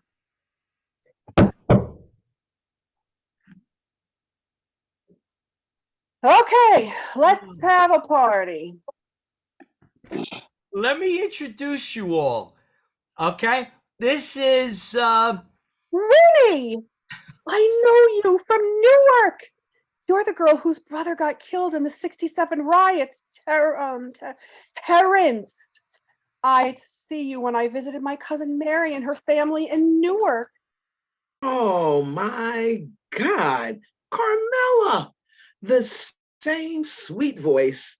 You are the girl 2 doors down who made that delicious lasagna for us decades ago. Oh, this is my sister Gladys. I recognize her even though it's over 50 years ago. And this is my older sister, Sophie. Older, but you'd never know it. So you are the girl who Frankie is head over heels about. Nice to meet you. Nice to meet you too, Aunt Sophie. And you too, Carmela. You've got a lovely daughter. Frankie and I had good times together, despite, but you know what happens. I feel it. Well, that's calling a spade a spade. I mean, that's beating or not beating around the bush at all. Life's too short. It's better to be honest. hey, wait, what's happening here? Frankie, I love you, but I see you're unsure where things stand with me. And maybe they're right. Things are stacked against us. Yeah, but our love could push through. We shall overcome. Also, I gotta be honest about something else. My best friend Angela called me today. And? She told me she loved me, not just as a friend, but romantically. And I realized it makes sense for her and I to see what could happen if we were more open and honest with each other. Angela is stopping by soon. Oof. The ambush that I felt before is now a blitzkrieg. I'm sorry, Frankie. I do love you, but it was feeling too tough. Making a life together has enough problems. Did I hear you say Angelo? Is that the mechanic on West 3rd Street? No, not Angelo. Angela. Who would have known? Carmela, Maron, nothing is the same as it used to be. Let us pray. Oh, God. No need to worry. They'll be fine. And Frankie will be fine too. She's really a wonderful person, filled with love for everyone and everything. And she makes an excellent lasagna just like her mother. Frankie grew up in a loving home with Carmela and Sophie to help her become loving. Can't go wrong with a strong family. It's an Italian thing. And I guess it's also a Black thing. I will take a chance with what I'm about to say. I got someone for you to meet. I've been thinking about this for weeks and talking with my old friend Florence. This person is the door that will open while the Tanasia door is closing. Another ambush? I didn't know anything about this. Who could this be now? Sophie, she's white, but she's too young. Who is that? I didn't pick her. This is my best friend and my love, Angela. Oh, the one who's not Angelo on West 3rd Street. Hi, Angela.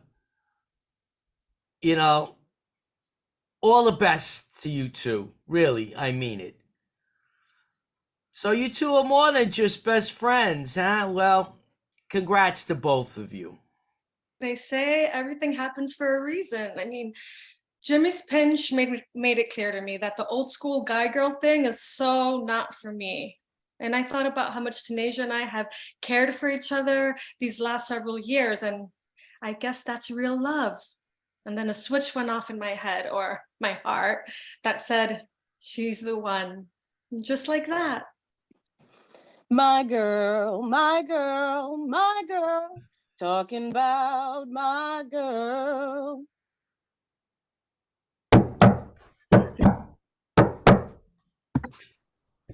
Hey, look at this.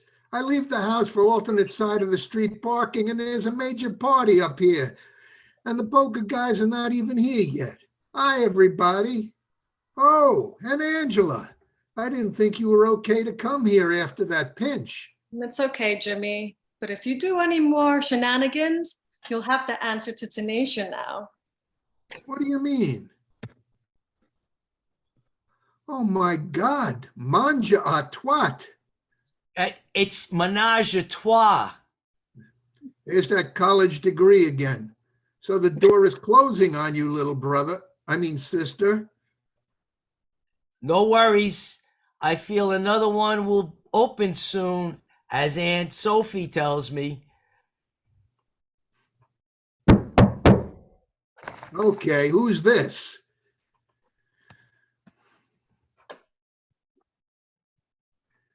Well, I'll be damned. Chris Manzano from Washington School. How you been? How's your sister Angela? Are you playing cards with us?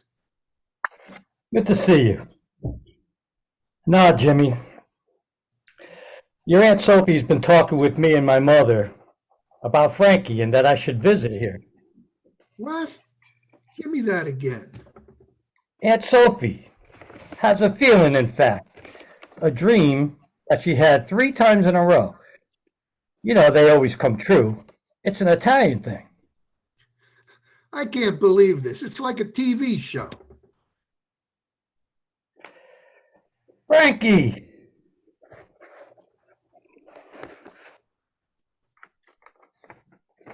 Chris! Chris, the last time I saw you was in front of Katz's Deli in 7th grade. We shared secrets, remember? You said you like boys, and I said I like dresses. And they would walk away and never talk to each other again. You look amazing too, though, Frankie. I've got a feeling. A feeling deep inside, oh yeah. I got a feeling that tonight's Tonight's gonna gonna be be a a good good night. night. That Tonight's tonight's gonna gonna be a be a good, good, good good night. night.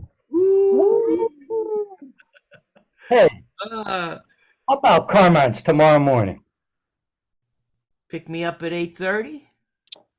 Coffee? End of play.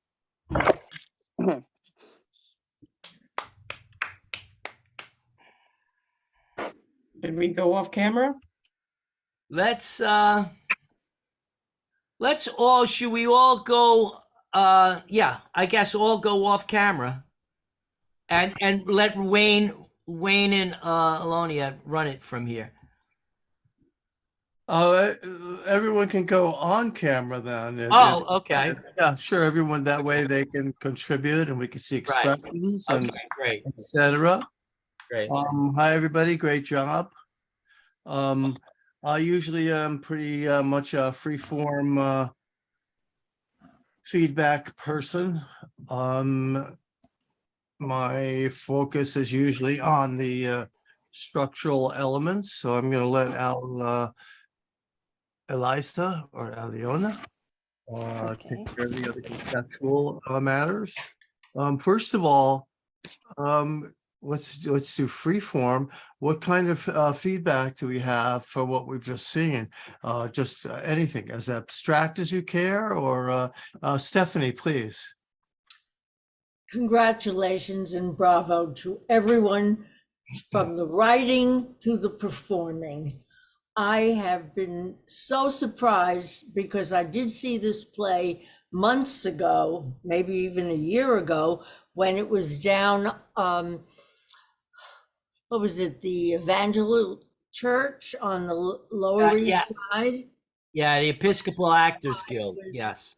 I was very disappointed then, and I am very, very pleased tonight. And I think the rewrites have been wonderful. The characters are really fully developed as people. And the dialogue was very, very natural for each of them. And I can't tell you how very positive I feel about this play.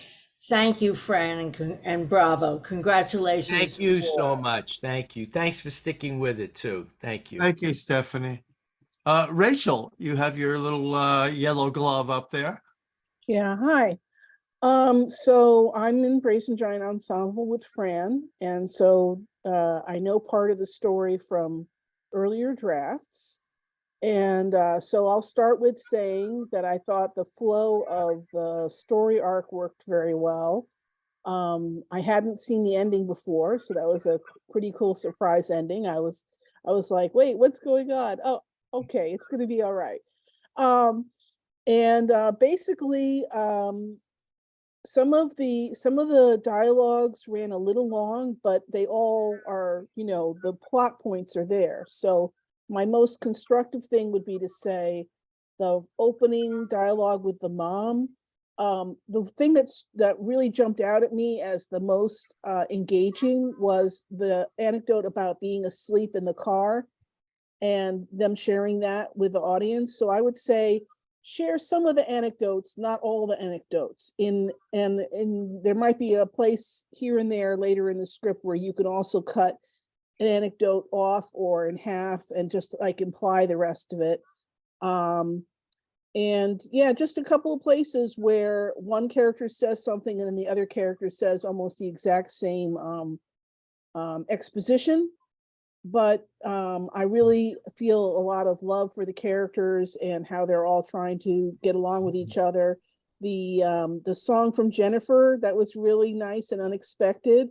And you really did the accent very well. I don't know if that's your own how you normally speak or not, but for the character, it came across very well. And I enjoyed the cast a lot. Thought it was well cast. So that's my feedback. Thank you. Someone else, some feedback, the freeform feedback at present. Anything at all? No? Lothario. Who? Lothario, you got your hand raised. Yes, I'm trying to get the video on. Give me 1 second. Oh, Lothario. I could maybe do it from my end. Okay. I could put you in the waiting room. I think you're not in the waiting room. That's why. Okay, here you go. Now you're in the waiting room. Maybe your video is on too, I hope. Okay. Well, it didn't come on, but can everybody hear me? Yes. Yes. Okay, so we could just do it like this. I really enjoyed the show, and I was able to connect with the characters, the free flowing. I agree with the last lady that spoke that some of the anecdotes could be subliminal, as well as some of them could be like kind of cut out and let people kind of figure out what's going on instead of just keep giving it to them, but it sounds like it's repetition. So I agree with that. And as far as between Fran and Angela and Tanisha, the fact that those two got together, I think that should be a little longer. And then do that more. Because it just came abruptly. It should be seen, it should seem as if it was built along within Angela. It didn't seem like it was built along. It seemed as if it was spontaneous, and it may have been a way to just cut off their relationship. So that would be my opinion. Thank you. Stephanie again? Thank you. Yeah, I'm responding to or the comments that were just made about Angela and Tanisha and Frankie. The previous comments triggered my thought. Frankie did not seem as shocked or disappointed that Tanisha was now more interested in Angela than in herself. And I think there should have been, would have been more of a surprise and disappointment. Frankie just turned around too abruptly after having said how deeply she was feeling about Tanisha. Thank you, Stephanie. I'm just going to jump in on that point because as Fran knows that I've made a comment on that point as well. And I think that's structurally, especially something that needs to be addressed to bring this piece over the hump. I think that you cannot just dismiss Frankie's emotional attachments for Tanisha in any kind of gracefulness.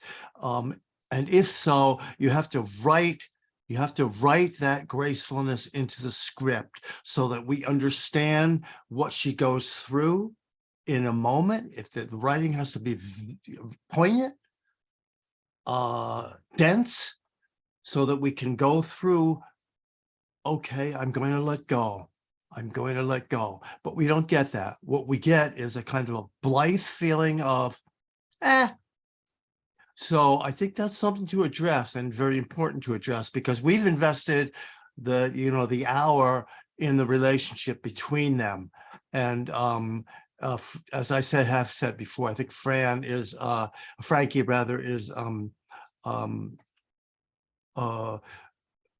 want to say almost dishonoring us, but not respecting our investment in her.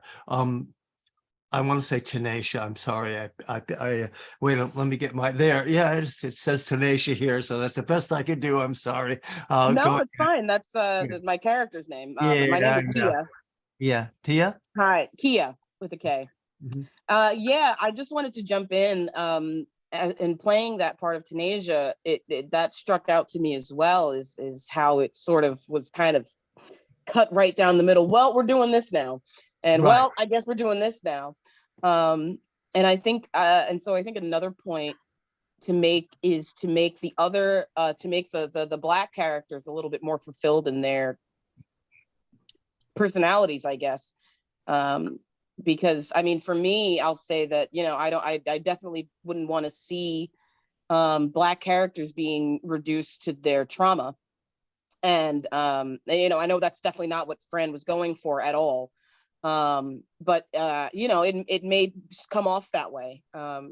So I just wanted to make those 2 points. But me and Mom Gladys, we have to go. We have a pre-commitment that we had made, and we weren't aware this would go this long. So we have to bounce. Thank But you so much. thank you so much. Fantastic job. Thank you. Thank you so much for having us. Thank you. Thank you. Bye, guys. Good night. I say goodbye to your mom. I will. Oh, Bye, Mom. the other mom. The other mom. Bye, Mom. Any further Bye, daughter. freelance comments? Yeah, hi. This is Sue DiCosola. Is it okay to be recognized? Who is that? Sue DiCosola. Sue DiCosola. Hi. Sure, go right ahead. Friend of mine, a friend of Anthony Sure. Valdero's too. Absolutely. So I wanted not to take too much time, but I wanted to congratulate everyone on such a professional job. I mean, the depth of commitment to this has been very, very evident. And I think that, you know, in listening to the comments, there's a fine line between keeping it as a comedy and keeping it light and using identity as a comedic element. I laughed out loud at the scene with Jennifer's being misidentified for one of the love interests. I thought that was very nicely handled and funny. But I agree with everyone about something that I would use the phrase authenticity of emotion. The scene where Winnie cannot let go of her brother's death, to me, was the most authentic. And not to say that you want to fill a comedy with anger, but the range of emotion, I think, you know, with the dialogue that some people ask to be trimmed, you perhaps have opportunity with that to give us a bigger range of what each character has come from, if that makes any sense. Mm-hmm. Sure. Any other further comments? I'm going to jump in with some comments that might stir some more. Fran, I think that my feeling in the first scene is that it's too expository and that you don't need it.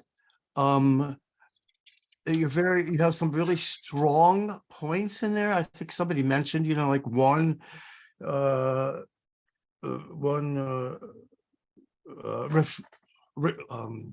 asleep. Yeah. And like, that's kind of all you need. You want to get into somebody's heart but don't overwork it. And there's a lot of reflection in that first scene where they're recalling this and they're recalling that and recalling this and recalling that. And the problem with doing that is that that's what the scene becomes. Just a recollections instead of touching our hearts. And I think that you don't need it. I really don't think you need it. I think you establish relationships pretty quickly. They're really authentic, and I think you establish them. So I would think of trimming those, and I would especially think of, if you want those in there, put them in the present.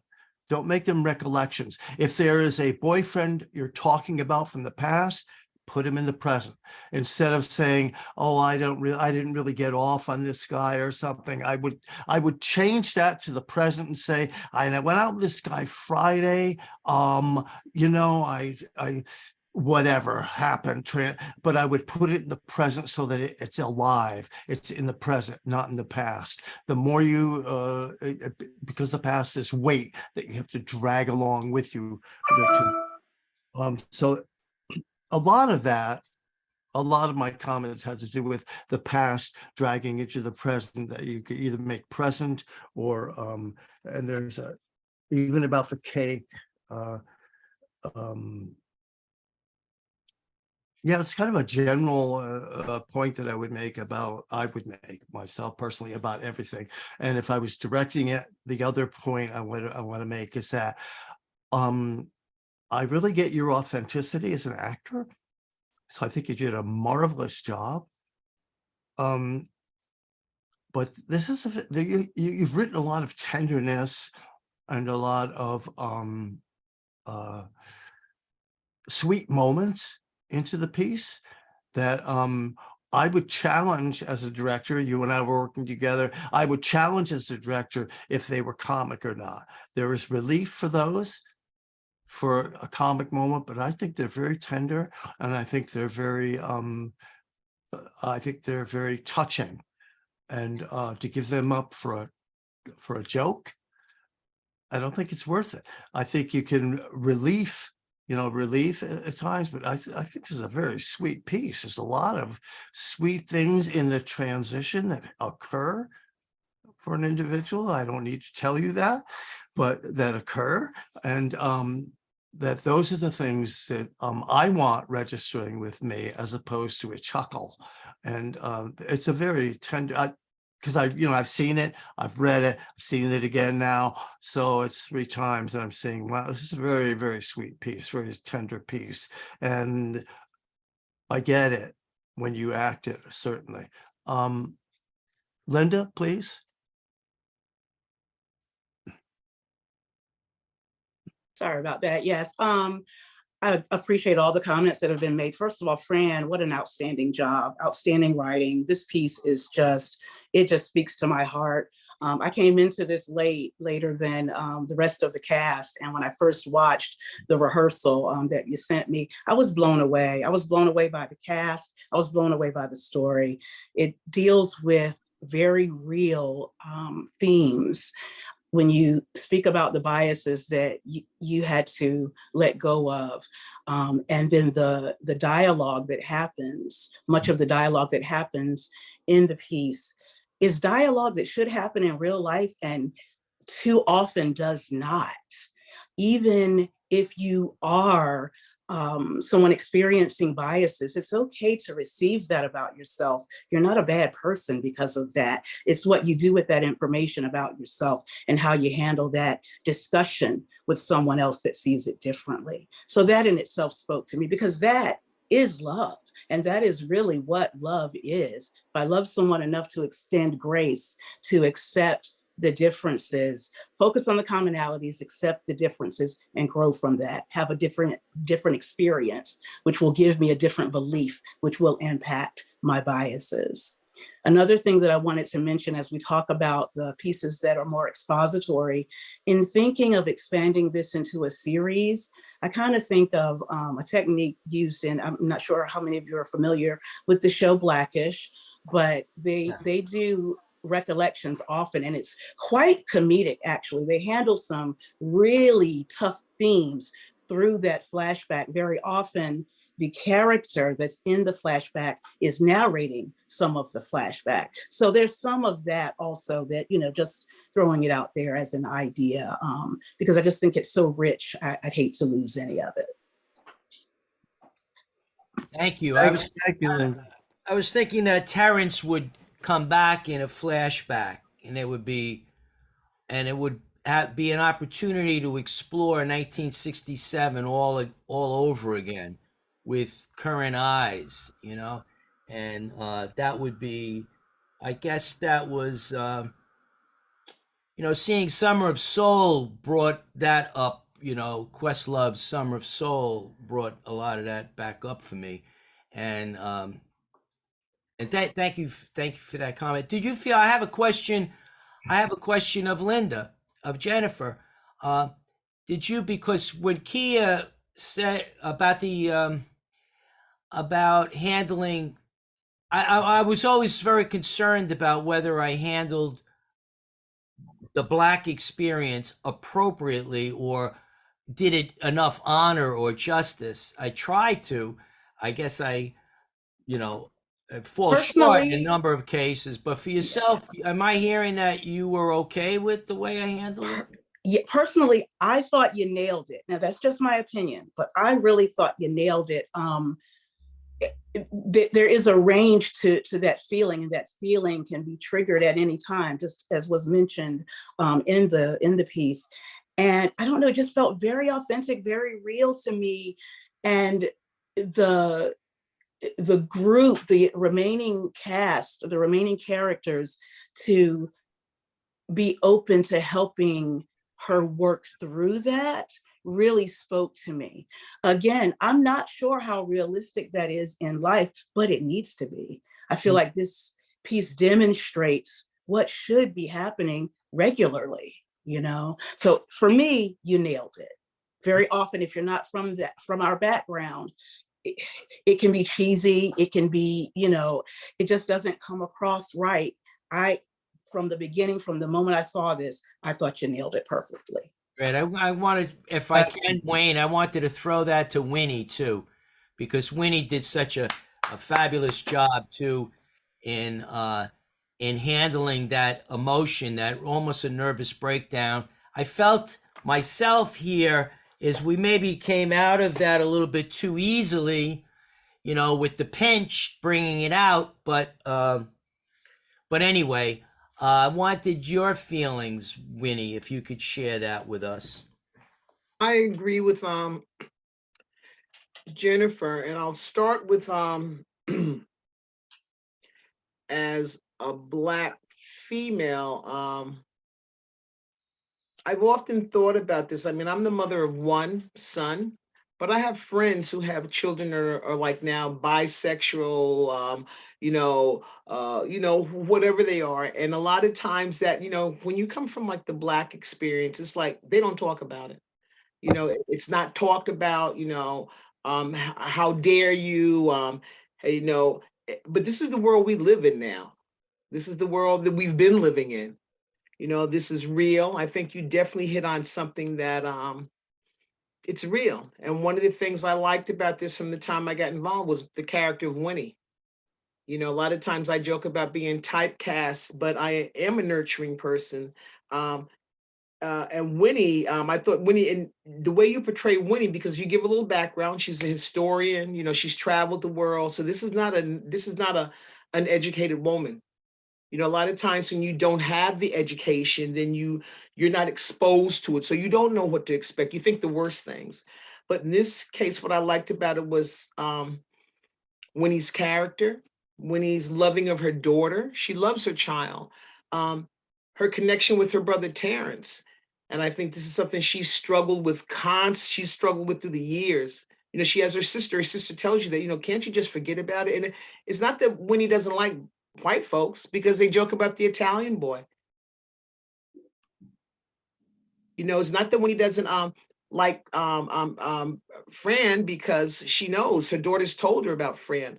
But these are some of the real issues and things. And I think personally, I think this is stuff that's not dealt with in a Black family, because you want to push it under the rug. You don't want to know about it and stuff, but you have to. So I think, Fran, you touched on something that I mean, from your background, I understand what you say about your racism and that, and you know, even as myself, the woman that I am today, I'm like I am because of how I was brought up by my parents. Okay, so I didn't grow up with racism. I didn't grow up with, you know, my mother used to say there's some bad Black folks, just like there's some bad white folks. So I think that what you're bringing to the table now, it's something that definitely needs to be discussed. You know, I like theater that makes people uncomfortable. You know, if it makes you a little uncomfortable, if it makes you like, you know, then it's good theater. You know, if you get angry, if your character is doing something and you hate that character or you love that character, you've hit it on the nail. That's what live theater is. So I don't know if I answered your question, but back to like this piece, I do like this piece. And what I like about it is the character of Winnie, her relationship with her sister, her relationship with her, even when she meets Carmela, you know, she has these flashbacks about these white Italians killing her brother. That's ugly and that's real. But she's able to go on in life. So yeah, she's dealt with that for a long, you know, she's dealt with that. And I like the idea that you don't have too many family members in there. You don't have like, you know, you get the visual. Her brother's lying in the street. He was shot. He was kicked by the cop. He shot again. That's real. That happens. It happens every day now, not just 1967, 68.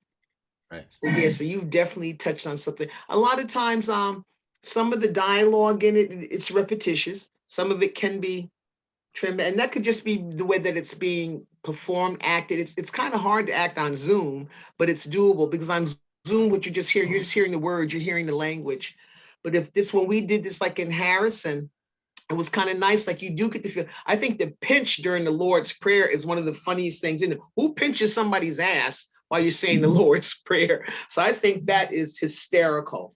And when Harrison, when she yelled like, ow, I mean, Right. and Gladys and I, my sister and I, we were able to, like, you know, we're doing a lot of facial expressions. So we're looking and this and that. So yeah, Fran, I love it. I think you got something here. Great, thank you. You're welcome. I just want to break in and say one of the reasons that, because especially what you're mentioning there, that we wanted to do this is because this piece will make people uncomfortable. Mhm. And that's the kind of theater that I like to write. It's the kind of theater I like to see performed. I think this is, I would call it a kind of a sloppy piece at the moment, because it brings so much again, you know, to deal with. And that's a good thing in theater. I also applaud Fran for being a white male writing this piece, because it's so difficult to do so in the American theater at the moment. We're a pretty puritanical theater at the moment. And that's very unfortunate, in my opinion, that, you know, I think that, you know, Linda, you should be able to write about me and I should be able to write about you. And that's just a different point of view. And sometimes it's way off and sometimes it isn't. But I think this one, you know, it keeps tightening, and thanks for the contributions of your cast to help you get more and more information to, you know, enlighten your perspective. We're all racists. I've read enough in my lifetime to know that I'm a racist too. You know, I want to keep rooting it out, but we all have our biases, our bigotries, and our racism, and it all has to just, it's a never-ending project of rooting it out. And I think that this really tackles it in a way that makes people uncomfortable. I think you got the Jimmy character here. Yeah, you know, this guy's just full of it. And, you know, it's almost like you're not supposed to write that kind of character these days, you know, but it's perfect that he's in there because he makes people uncomfortable. What's he doing on my stage? Well, I'll tell you what he's doing on your stage. He's on your streets. That's why he's on your stage. And that's the reason that, that he should be there, and that all these uncomfortable things happen. There's a lot of uncomfortable shit in this play. And downstairs in your mother's basement. Yeah, well, that's a Robert De Niro in what the hell movie was that? You know, Ma! You know, so yeah. Anyway, I applaud you for that. I applaud you for taking What? that Can one. I say something? Absolutely, Chris. Go ahead. I feel like even the way the world is now, so accepting of gay and trans and all of the things we accept, there are still pockets, there are in my family, that would go crazy if one of my cousins said, I'm gay, I'm trans. And I have a lot of African-American friends in the city whose families would also go crazy. So yes, it is uncomfortable, and it's still happening today. I'd go further, Chris. It's not only uncomfortable, it's dangerous. It is There's still people being hung on barbed wire in the Midwest, you know. Yes, For yes. being trans. There, you know, it's just, yeah, it's a dangerous world for those who speak out. Edie? I mean, what I absolutely love about this play from day one are the layers of different things going on: ageism, sexism, you know, racism. But what's so ironic is that Carmela has accepted Frankie as a trans person that has transitions, but is more accepting of that than of Tanasia's age and race. So that's just brings everything, like it's just so like it's just a big bundle of so many layers, and the way you did that, Fran, like I told you from the very beginning, is just amazing to me. So there, it's not only a layer of trans or race. It also has to do with age and so many things going on. So it's a lot more complicated, yeah, than what people see initially. So I think that, you know, I agree with everyone. There's certain things that can be edited to shorten it and to kind of just get the gist of the vulnerability and the relationships, and you can make it funny and vulnerable and sad at the same time. But that's just one highlight that I wanted to point out. Thank you, Edie. Hey, And Fran, I also want to add that it was almost 20 years ago now that I had a play put up in Berkeley, California, and I was fortunate enough to have a great cast, a really great cast, people who had done stuff for Sam Shepard and David Parr, who was the head of Actors Equity, directed it. But you know, one of the things he said to me was, "Well, we need to get it on its feet." And that's what this play now needs. It needs to be on its feet, because you have that whole scene where you're kind of performing for mom for her acceptance. Did I walk well here? That's something that needs to be on its feet so that it can be directed, so you can start, so things can start getting into a third dimension, because that's what this play needs right now. I think it's time, you know, it is time. And that's just kind of a comment I wanted to make now, because there's so much that seems to be, you know, on a Zoom and on a reading that seems to be clunky or whatever it is, that you start, that actually feeds into great performance, because you have to make the leap from here to here. The actor has to make the leap and make the transition, if you will, but I'd rather call it a leap, to go from here to there. And that's what this play needs, in my opinion. Just wanted to offer that. Well, we're going to be having that opportunity. I think Billy Tucker, I don't know if she's still here. Billy is going to, it's not this play in its entirety, but it's scenes from two plays, at least two plays of mine, including this play. There'll probably be 3 or 4 scenes from this play and 3 or 4 scenes from another play I wrote called Once a Boy, which is an autobiographical play. And then there may be another scene. So anyway, we're going to have the opportunity to do that in a theater with, and hopefully many of the cast members here. And I want to I want to really give my heart out to all these cast members. Everyone is really, you know, and even the smaller things, like it was Christopher is played by Phil Messina, who it was one of his first, I don't know if I'm saying this right or you even want me to say something like this, one of his first acting assignments. And because of Anthony Valbiro and his direction and his stuff, we got him in. And then it wasn't until just the other night that we worked out that thing with the door and the knocks and stuff like that. So, and it turned out he was my love interest at the end. You know, I mean, it was like really, this was a magical kind of experience. And Jennifer, as the president, co-president of Harrison Players, has been just so, she stepped in when Misty, who played my mother in Harrison, couldn't do it. And because of, she's doing something right now, someplace else.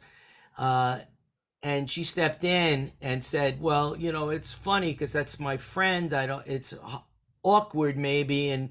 But Misty understood. And Jennifer, you did such a fantastic. And you know what? Each part of everyone, what I like most about playwriting, and it's somewhat, and I'm sure this is the case with you, Wayne, and everybody else who's writing or acting, it's like a reflection of your life, and you get to see parts of your life. While I was getting my hair washed and blown earlier, while I was being blown, I was reading through the script again. And next to me, in the next chair, was a 92-year-old woman, and her daughter was with her, for the day. And I was watching the relationship between the two of them, and I couldn't help. I started like crying a little bit because I'm in sorrow for her, because this vibrant woman, who my mom was very vibrant like that, a couple of years from now, she won't be alive. She's like 92, or maybe it's 4 years, maybe hopefully it's 10 years. But at some point we lose our loved ones. And that's the other part of this play that I am very, I went through losing two parents, and I know a lot of people do lose their parents and everything. For me, it was, and my younger brother, and that was very traumatic for me. And I'm still, because I was rushed kind of in my life to move on to the next thing, I never really dealt with the what is it called? PSD, whatever.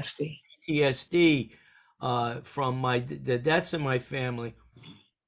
And also, it's only now that I'm just giving it up to all of you for helping me heal myself too. And this is like a big part of it. By the way, incidentally, as a trans person, when I was 30 years old, and I've survived it, but I was hit over the head with a baseball bat 3 times, and someone tried to kill me, and I was left on my store floor in a pool of blood, dead. But I lived through it, and stuff, and from that experience, I learned forgiveness out of that, because it was very, very difficult to forgive that person. But people around me helped me understand how to learn forgiveness. So anyway, I didn't want to get soapy and stuff like that, sappy or whatever, but appreciate all of that. And Wayne, I so appreciate your comments, and it was your comments at the second reading that were very, hit home. And I still need, obviously, but your comments today were excellent, and I do need to come more into present and trim it a lot and everything. So anyway, let's answer. We got two hands are up here. Winnie, I see Yeah, your I just yellow wanted glove. Your yellow glove. Okay, let me lower my hand. I just want to say, and Fran, this is to you. When I got this script and I read it, I immediately connected with my character, and I understood the script. But I got to give you a heads up. A lot of people think I can sing. I'm not a singer. And when I saw he had Mahalia Jackson, I said, of all religious gospel people to pick, you picked Mahalia Jackson, and you picked one of her songs I didn't know. So my suggestion to you would be, you got to pick a Mahalia Jackson song I know, and I have to learn how to sing. But I want to say that I get it. I love this. I love the cast. It was a blast. I'm here for you, and just keep doing what you're doing, because trust me, I know, like in the African-American community, stuff like this is very uncomfortable. Even culture. I'm African-American, but if you take a West Indian culture, what other culture, especially now, even like the language, I'm getting used to. I don't know what pansexual, binary means. I grew up with either you're heterosexual, you're a lesbian. I mean, nobody uses the word dyke anymore. So it's like you have to like step up your game. It's just like my computer skills. Like I'm retired now, so I'm lacking on my computer skills. So you got to kind of pick up with the lingo, and you have to just know what's going on. And it's important for us to be sensitive to other people. I just want to interrupt that my ex, Quinn Warren. Yes. Yeah, she got almost driven off the road being called a dyke. and a fucking dyke and all of that, like 2 days ago. So it's the word is still in play, baby. Oh, it is? See, I don't know. The word is You know, still but in like I said, play. I treat people the way I want to be treated. I accept people the way they come to me, because to me, that's what we're supposed to do. Who are we? No, I'm just kind of throwing. Yeah. I must leave because I have to get ready for something else. But thank you, Wayne. Good seeing you. Everyone too. else, and Fran, let's keep in touch. Thanks. Chris, We will. Chris, Thanks Jimmy, very Jennifer, much. love you all. Bye, Thank honey. you. You. Okay, take Great care. job. See you Thank you. till we meet again. Let's I hear want- from you, Linda, when you're ready.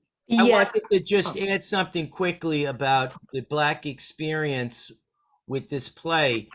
And I thought that, and maybe it's probably a good thing that it didn't happen already, but there are three Episcopal churches in New Rochelle, one that I'm a member of, which is a little white church on a hill kind of thing. And we have about 25 or 30% of our congregation, which is much smaller now than it used to be, is African American and stuff. But there are two other churches which are 95% or almost 100% African American. And I went, and I know about those churches because my daughter is in the food pantry program, brown bag program. She's helped for a number of years making and feeding the homeless in those churches. And I know a lot of people in those churches. Well, it turns out that the priest in the white church, so to speak, is now the priest of the group of the churches, the three. And I was hoping, wow, that's a great opportunity for me to do my play on their stage. So I went there one day with Jennifer Ricci, right, and Anthony, and we went there, and I was thinking that all of a sudden they would be, open, because I had been talking to one of the people in, like, one of the deacons or whatever in one of the churches, and I was expecting that they would love it, love doing the play. But I think a lot of it is that they're uncomfortable with maybe not the white-black.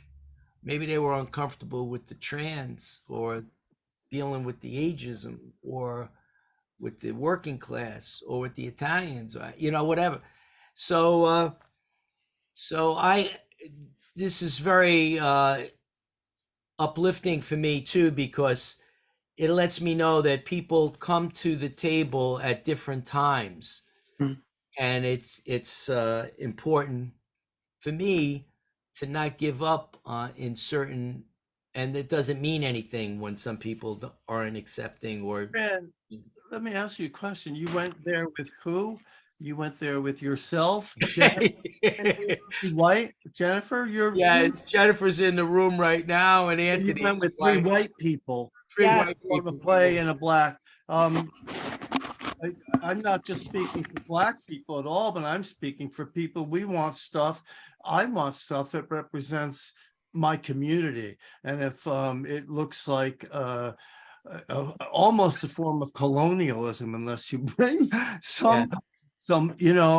bring some. Well, I saw that the cast had black people in it, and in fact, I was trying to enroll. The idea was, in this church, they have a good stage, and they have a number of people that I was trying to enroll. Well, I'm just talking to enroll them. I'm just talking about almost in terms of sales. You bring you bring what you need with you. Yes, it's all in the presentation. Yeah, absolutely. You bring your, if you have black members of the cast, you bring them with you. If I'm trying to do whatever I want somewhere, I've got to bring that with me. Very good point. I think because you do much better. I used to live across the street from a black church called the Love Chapel in San Francisco. It rocked, man.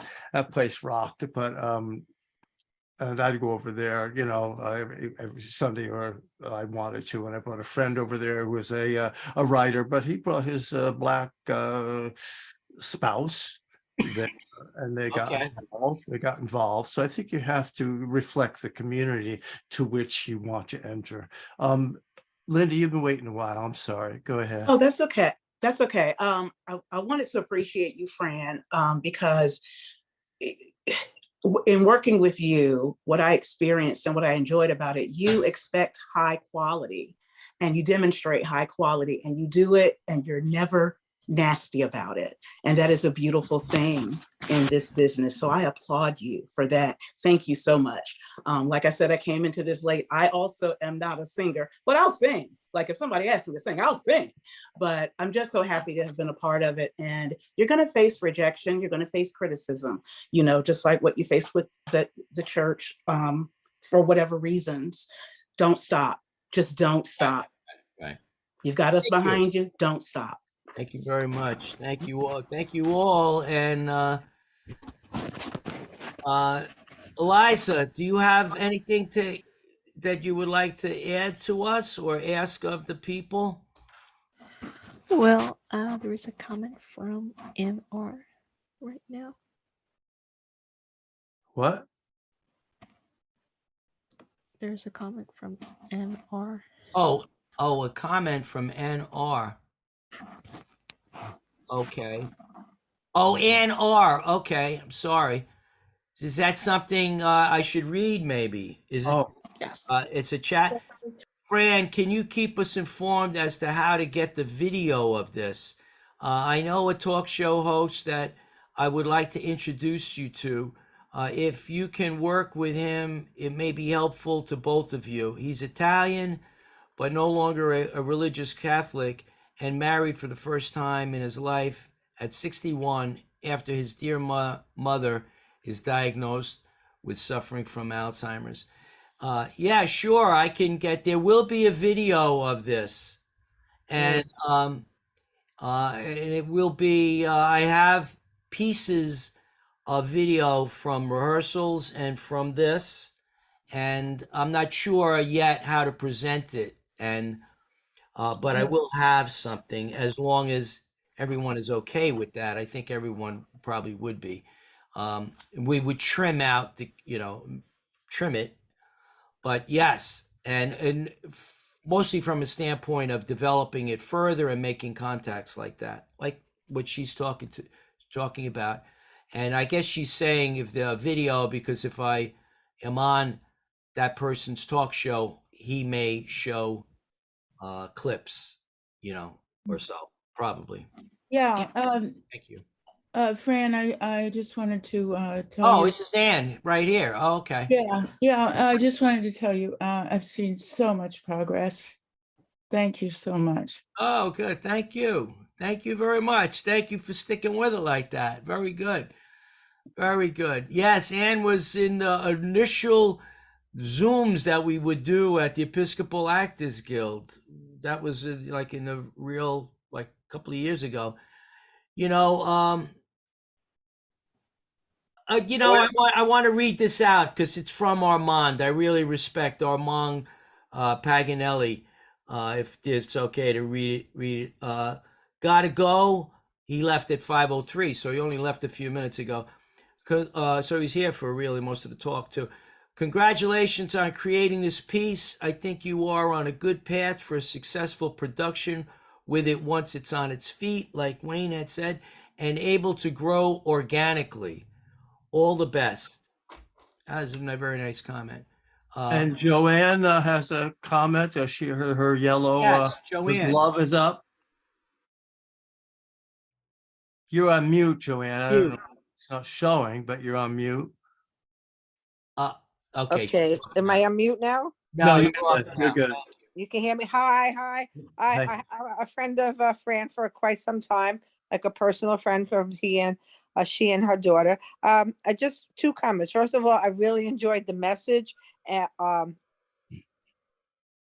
can't tell you enough how that message between cultures, people accepting people should be out there more. And that's just the perfect message throughout your play.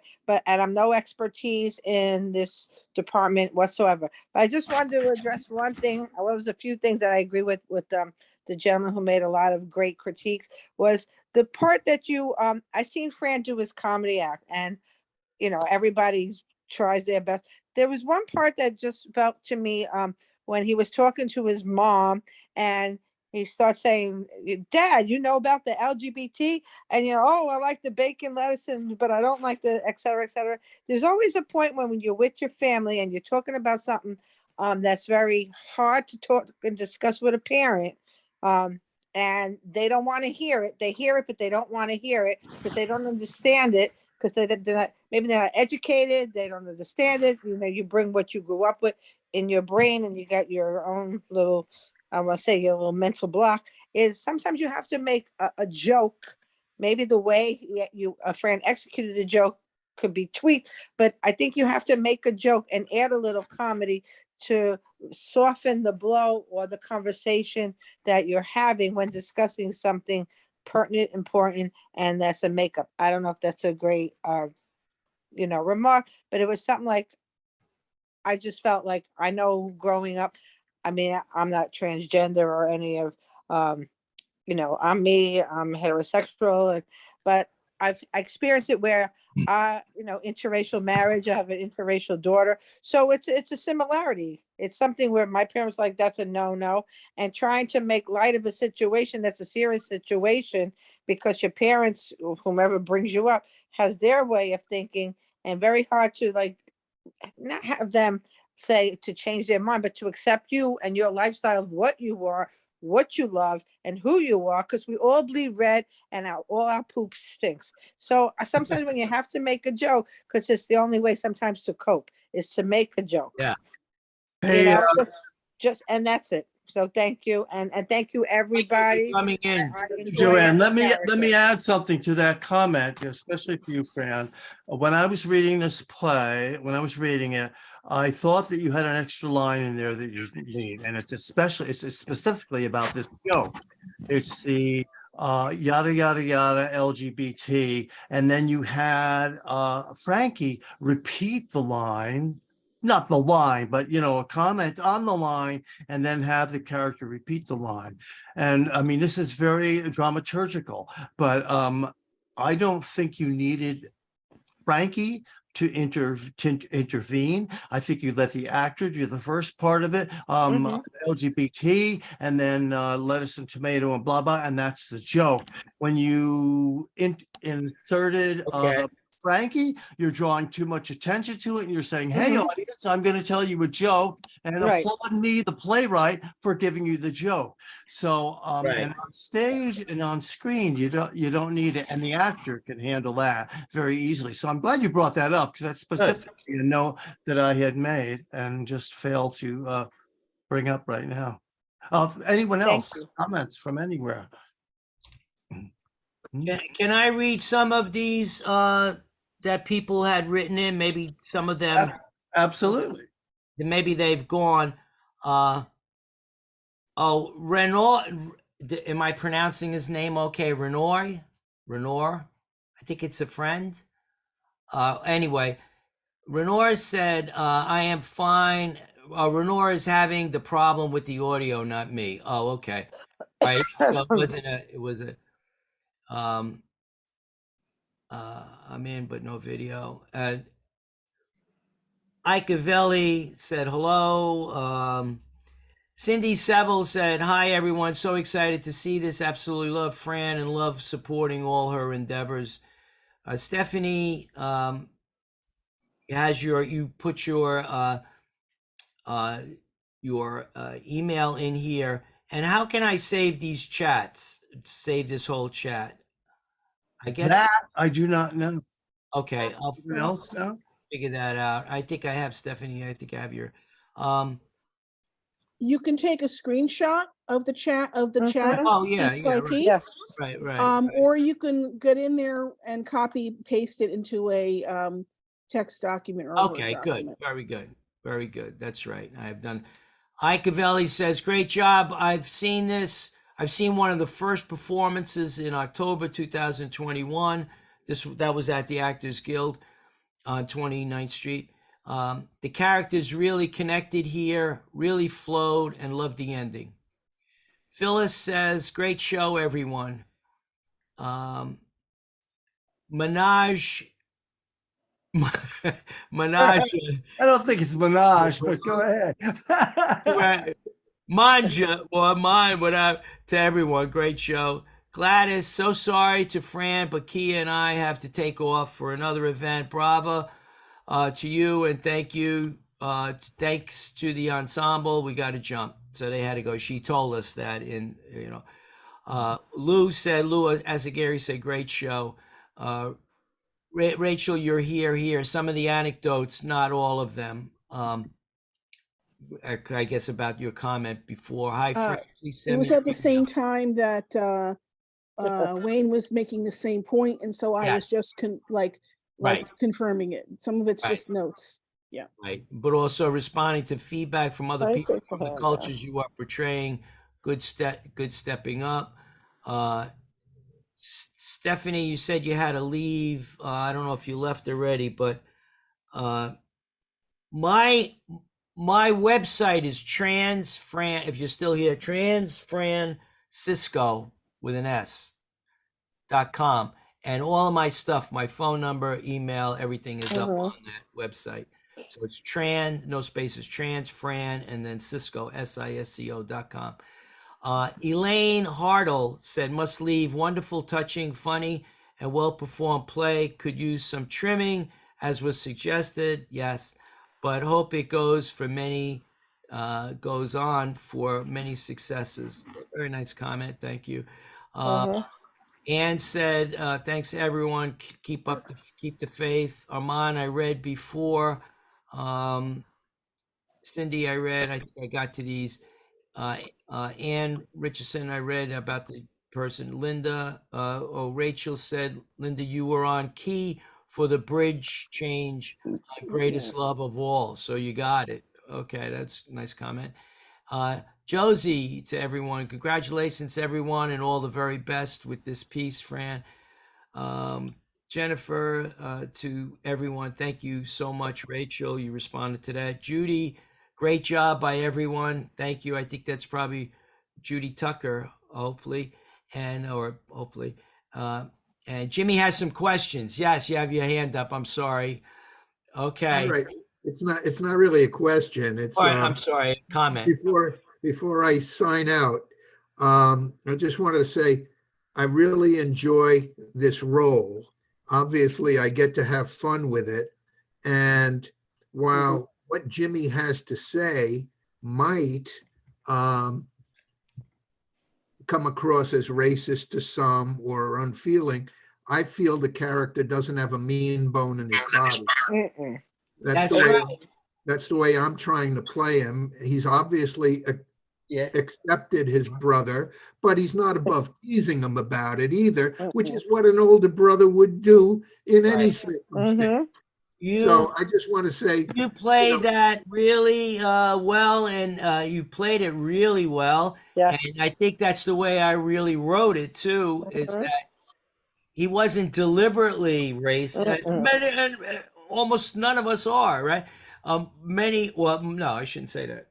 Many of us, some of us are, but in fact, but some people are clumsy about it, about how they explain or express themselves.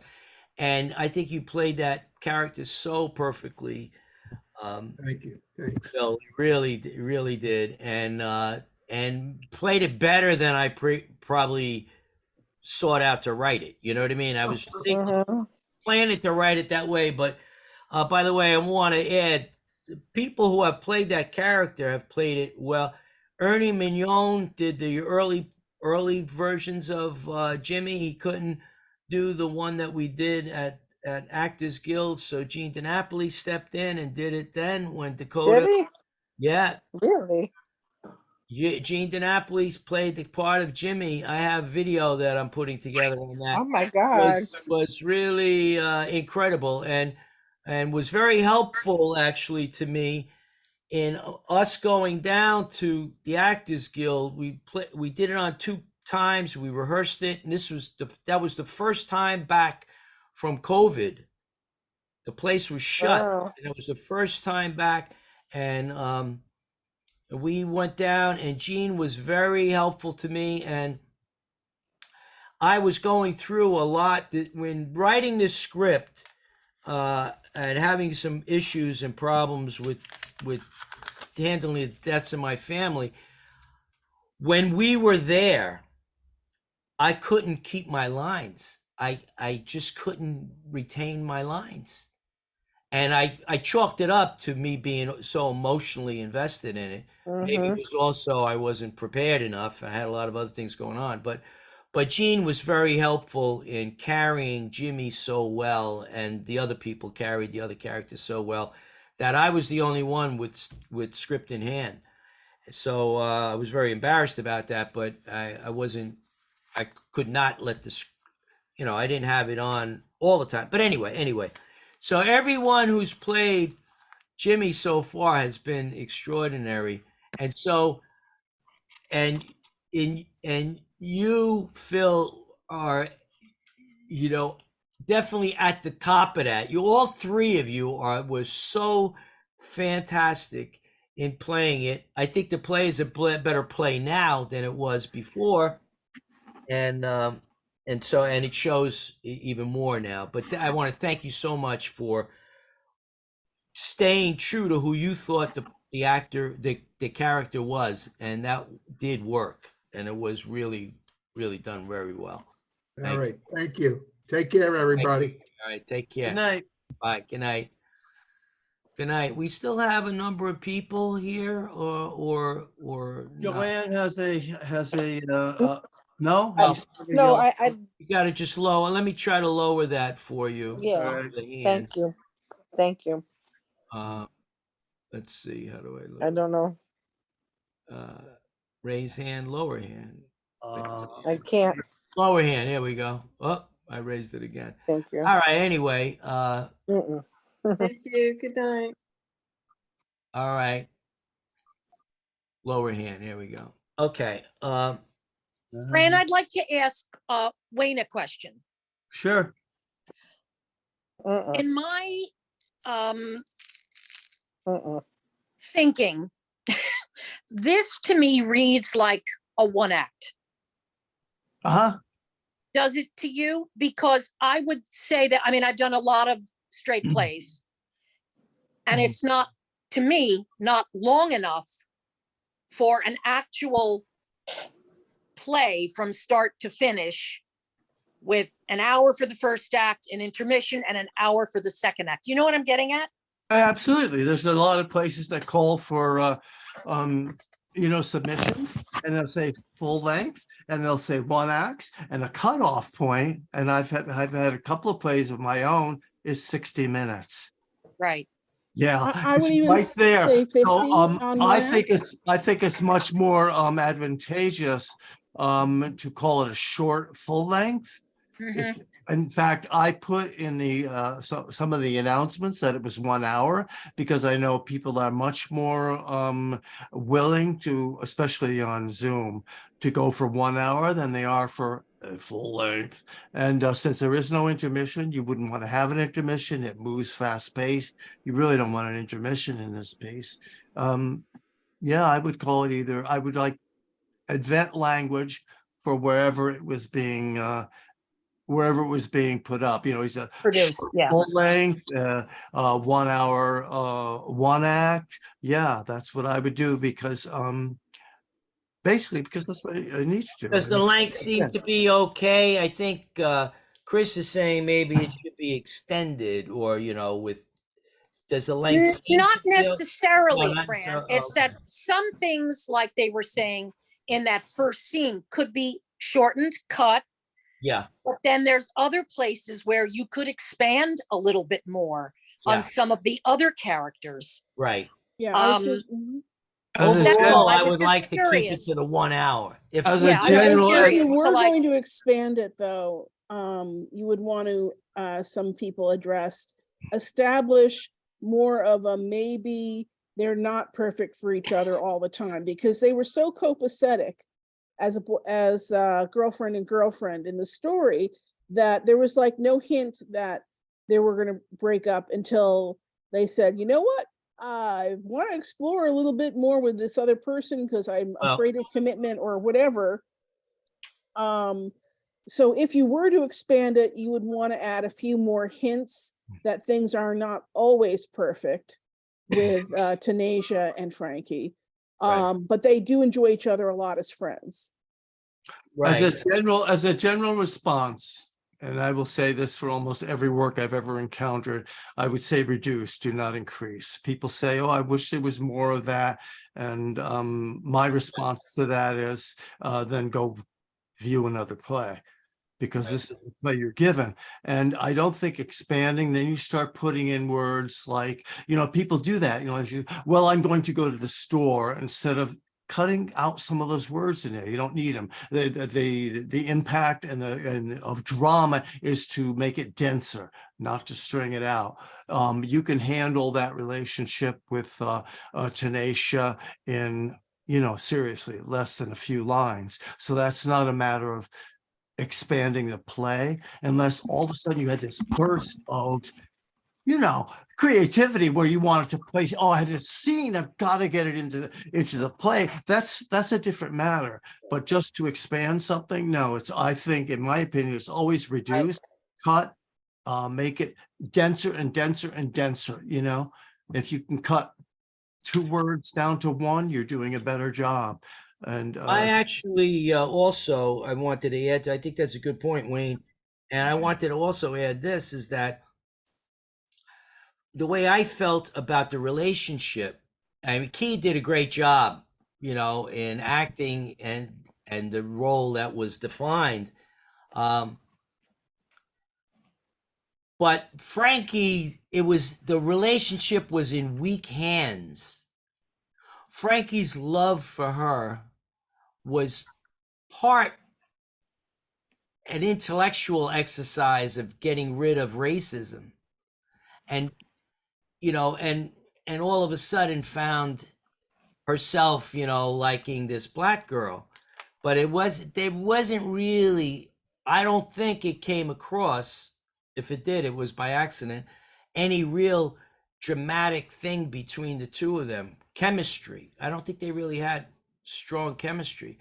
And it was easy for Frankie to lose her. That's what, even though I'll play devil's advocate in that. If you throw 2 people together as lovers, then that's what we're going to assume. And we're not going to assume this intellectual backstory that you have. It's not on the page. So we're not going to assume it. We're going to assume that they care about each other. And that's a far more moving thing for us to feel than an intellectual attraction. Also, the intellectual attraction, to be honest with you, makes Frankie shallow. It makes Frankie shallow. Exercising an intellectual exercise at the expense of somebody he is disingenuous about. I don't that's think right. Well, I don't think that should be what maybe it should be explored with Jimmy. Maybe Frankie has to have a come to Jesus moment with Jimmy about what Frankie really feels about Kia, or about not Kia, but Tanasia. And maybe I agree, it has to be, but I want the character of Frankie, like I think most of us, is sometimes in love with or do things that are for other reasons beside the reason that's right in front of them. Again, as devil's advocate, I would say, if I'm the actor, right? I'm a professional actor. You give me the role, and here are the yada yadas, here are the circumstances, here are this. As an actor, I'm going to choose the strongest possible motive, strongest possible objective, and I don't give a damn what my director says. I don't give a damn what the playwright says, because this is what's going on between these 2 actors, and the relationship is always the strongest thing that's going on stage. And I don't think you can just write that out. I don't think you can write that out. You put those 2 people together, you say that she has a relationship with Tanisha, rather, then I think that's there. And that's what the actor is going to go for, not an intellectual spin, unless it's there on the page. You know, you got to put it on the page, and it's got to be in the dialogue, and then it's like I say, it takes a little bit away from who Frankie really is. Frankie seems to me a person who is all heart. All her, you said? Or Heart. Heart with a T? Heart with a T, driven by her heart. Yeah, not by some intellectual exercise. Right. Okay. Yeah. All right, good. Yeah. That's just my opinion, obviously. No, I know, but it's really makes sense, and it's something that I don't know if it's for sure not clear, you know, my part of it, you know, the what I say about why Frankie would dump her, and Well, not she dumps him. Yeah, but yeah, I know. It's like, okay, all right, so yeah. Good luck. Have a good time. It was like Frankie wanted to get out of it, but didn't express it, was disingenuous, you know, about it. Well, if I was the actor, I wouldn't be playing it that way. If I was the actor and I'm Frankie and I'm being dumped, my choices would be to say, okay, as a noble spirit, but you would see the tears coming down my face. You would see me breaking apart that she was leaving me. Okay. Trying to be generous, trying to be noble, trying to be maybe all those things that were male, you know, prescribed in a background, but you would not see me choose to be blithe about it whatsoever. Okay. Not as an actor, certainly not. Yeah. Okay. And I think you're running into trouble too, making it easy for Frankie to do that, because then you're running into some serious, in my opinion, serious metaphorical colonial comparisons. I'm just trying things out with Tanisha, you know. Let me just see if, you know, it's and that doesn't seem to be what you're writing about at all. That just, you know, at all. And she seems to be, and we want to care for Frankie all the way, you know, and we do.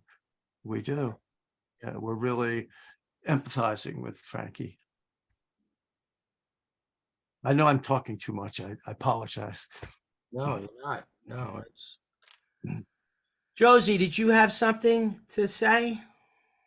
Hello from Melbourne, Fran. How are you? Hello from Australia.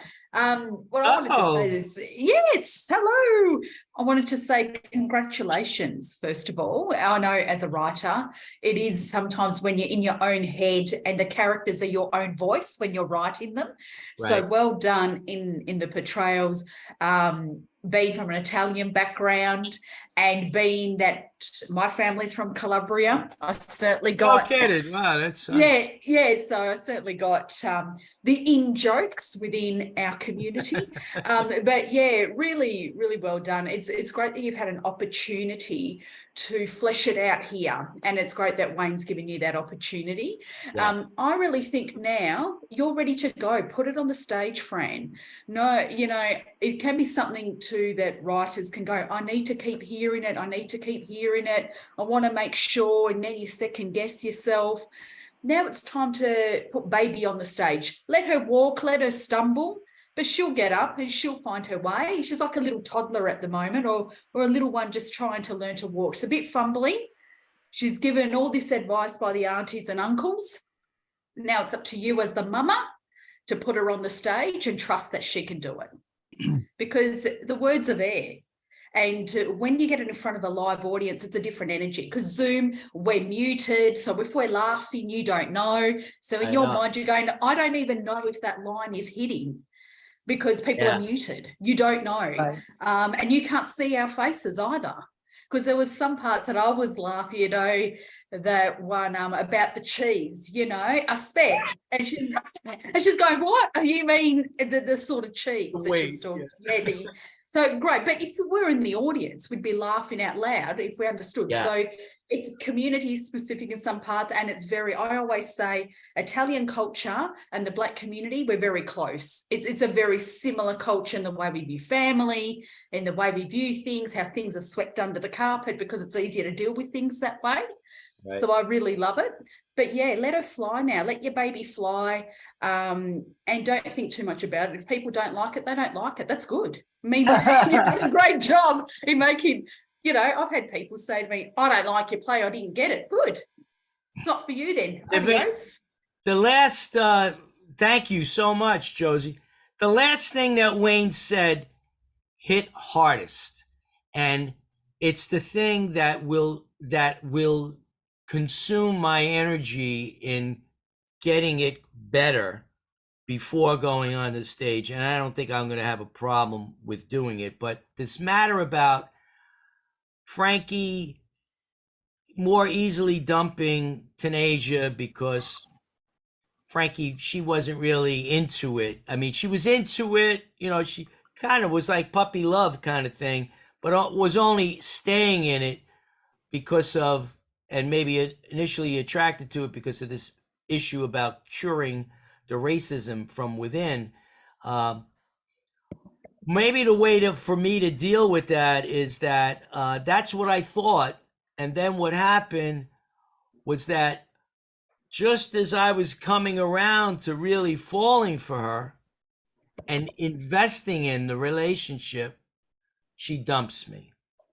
And so then maybe that handles both ways of it, you know, that I can actually then have more emotion, feel it more, and maybe the audience would be with me more about that than if I, you know, just was too easy with it. So anyway, but that was, but I think I'm ready I want to get, I'm glad you said that. I want to get it on the stage, you know, and actually, I don't know if they're probably not in, Judy might be in here, but it's a version of some of it is due to be on the stage at Ozzie Davis Theater in New Rochelle, which is like a 200-seat theater. Hey, Fran. Yes. You know, if Frankie is less aware of her, is less aware of her racial intention with Tanisha, so that she thinks she's in love with her, like you're saying, until she comes to as you say, comes to Jesus moment where she realizes, oh my God, I'm not that in love with her. I'm playing out some role or something that you can write. It would need to be a deftly written piece, but that keeps her genuine. You know, it keeps her genuine. And a lot of us a lot of us do that. We think we're in love with someone, yada, yada, yada. It goes along. Right. Oh my fucking God. I'm not really interested in this, or I don't really love her. This is what I actually wanted out of it. What a creep I am, you know, that sort of thing. There were some sort of twist in her character, which also, of course, is a primary requisite of a leading character, that you have some sort of change in their art. Good. That's good. Very good. There is a part in her conversation, scene 1, with the mother, where she recognizes with the mother that maybe I'm really maybe I'm in love with her because I'm trying to cure myself of some racism. Like, she wonders that, but it's not you know, clear enough and stuff. So, but anyway, what you just said makes a lot of sense. Thank you. Josie? Fran, this is my piece of advice, writer to writer, paysan to paysan. I love the pronunciation of paysan. You love it, paysan. In New York, it's paysan. I love it. I love it. Trust yourself, because if you get too many opinions by so many voices, then your character will lose its original intention. Really sit within your heart space and really think about the direction of Frankie. What is the purpose of this relationship? And then that'll guide you with what you need to write for her. Because if you get this, and this, then she becomes inauthentic and no one's invested in her story. No one cares. And they go, oh, okay, well, it makes sense the girlfriend left her. Whereas it's like, no, we're invested in Fran, and here's the Black community coming together, the Italian community, they're talking over their prejudices, they're making this lasagna. I know that thing, you know, you make the sausages, the wine, the tomato sauce, that's where everything gets fleshed out. I get that. So to lose that very quickly, so just think about the intention. We've all had that deep love, or we've all thought that it was something more than what it actually was. You just need to find Frankie's voice. I think it's great the feedback everybody's given you, but don't get confused by too many voices. And that's all I have to say. I think that's very well put. Very well put. Okay. All right. You know, I'm looking. I'm going to hand it to Judy. Judy, do you have some comments to say? I love the comments that Josie just put out. You and I have talked about this before. Expanding the play was another good point, but fleshing out the character for Fran is more important than any of the other characters at this point, because there's so much going on, and to see it in a reading or staged is really going to help you with the other characters and the length of the play. But what we talked about, finding Fran's voice and keeping Fran's voice, like we talked about the poem creativity, and aligning yourself with that space that you were in when you wrote that, finding that for this character, which you read that poem so beautifully too. I mean, even over the phone, it was amazing.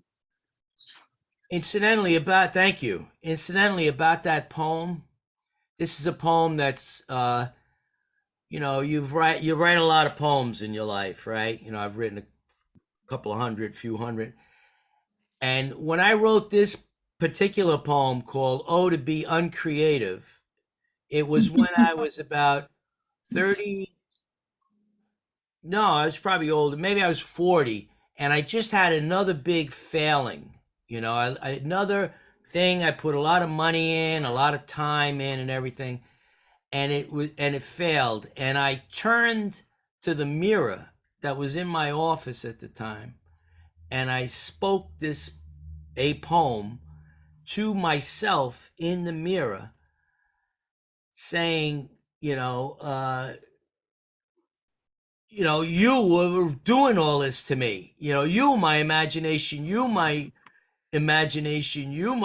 nemesis. And I went on in the poem to describe why I should stop being a creative person because of all the trauma and heartache that it led to, you know, the lack of money or the loss of money or time or whatever.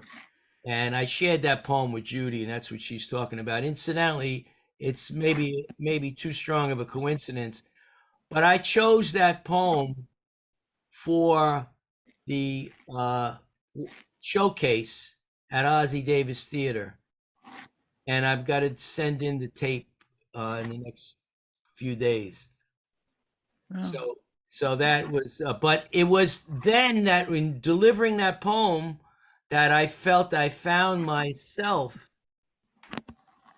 in, at least at that year or that decade, you know, and when I go back to it, it helps me capture how I felt so strongly then. So maybe that things like that will help me find what it is. And as my other play called Once a Boy helps me find who I am.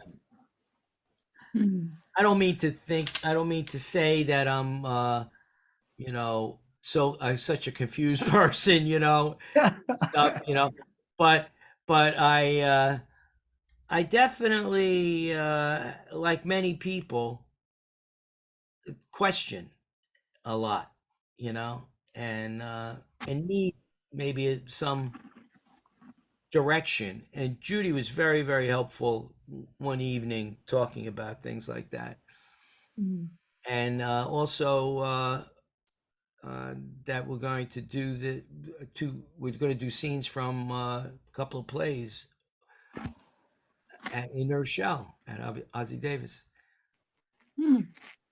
Did I put words in your mouth, Judy, or whatever? Is that what you were saying? You did not put words in my mouth, no. Okay, good. All right, thank you. All right. I was so moved by meeting her, and it got me to a new level. And then also for us to share the importance of speaking your feelings and expressing yourself, sometimes in plays, sometimes in poetry, sometimes in songs, whatever it is, or just in regular conversations. It's like such an important thing to do. And too often I find that I didn't do it. I not celebrate, but I honored my brother's birthday 2 days ago, who passed in 2004. And that's a case every time I think of it, that he passed away without me really truly expressing myself enough to him. You know, it's my brother, my younger brother. Nor he to me, I think. But you know, so too much time goes on. So luckily with my parents, I did get to express that. And I think with my wife and my daughter too. So I don't feel as much guilt or regret, you know, about that. So anyway, sorry for taking up time with that kind of personal stuff. But yes, Jennifer or Wayne, I think is about to say something. I just wanted to say, for me, it doesn't come through as any confusion. We rediscover ourselves all the time, and that is the joy of life. That is the joy of experiencing, just having experiences. So I'm really learning a lot, hearing your creative process and all of that. So just keep that in mind. It doesn't come off as confusion at all. Okay. All right. Well, thank you. Thanks for. I have something to say, Fran. I don't know, this is like off the wall probably to everybody, really off the wall. But there's a reality that, you know, a guy has a penis that is on the outside and he's very vulnerable. And the woman has a vagina, which is on the inside. So she's very protective. So the guy is going to want a good garage to put his car in. And the woman's going to want a good car in her garage. And I think, I don't know, I think that's just Talk about simplifying things. that's a basic human thing that we're trying to say it doesn't exist, and it does. Yeah, but some people might say that that their car that they want in their garage is really a convertible, so that you could really do both things to it, or some, you know, or you know what I mean, or that the garage is really under, you know. Anyway, no, I don't mean to make fun of that at all, and I appreciate that. Whatever helps people get through what becomes very confusing. This binary, non-binary thing is quite confusing, and quite frankly, I think that I feel lucky to have in my lifetime expressed myself, because I was just a cross-dressing young boy. You know what I mean? And I happen to have a beautiful, wonderful wife for so many years. You know, I'm still married actually, but we don't relate to each other as husband and wife at all.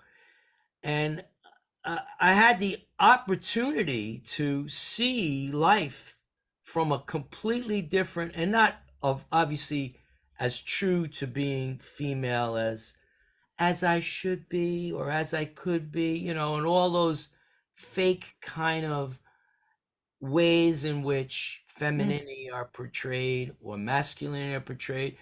But I had the opportunity in one lifetime to basically live as two people, and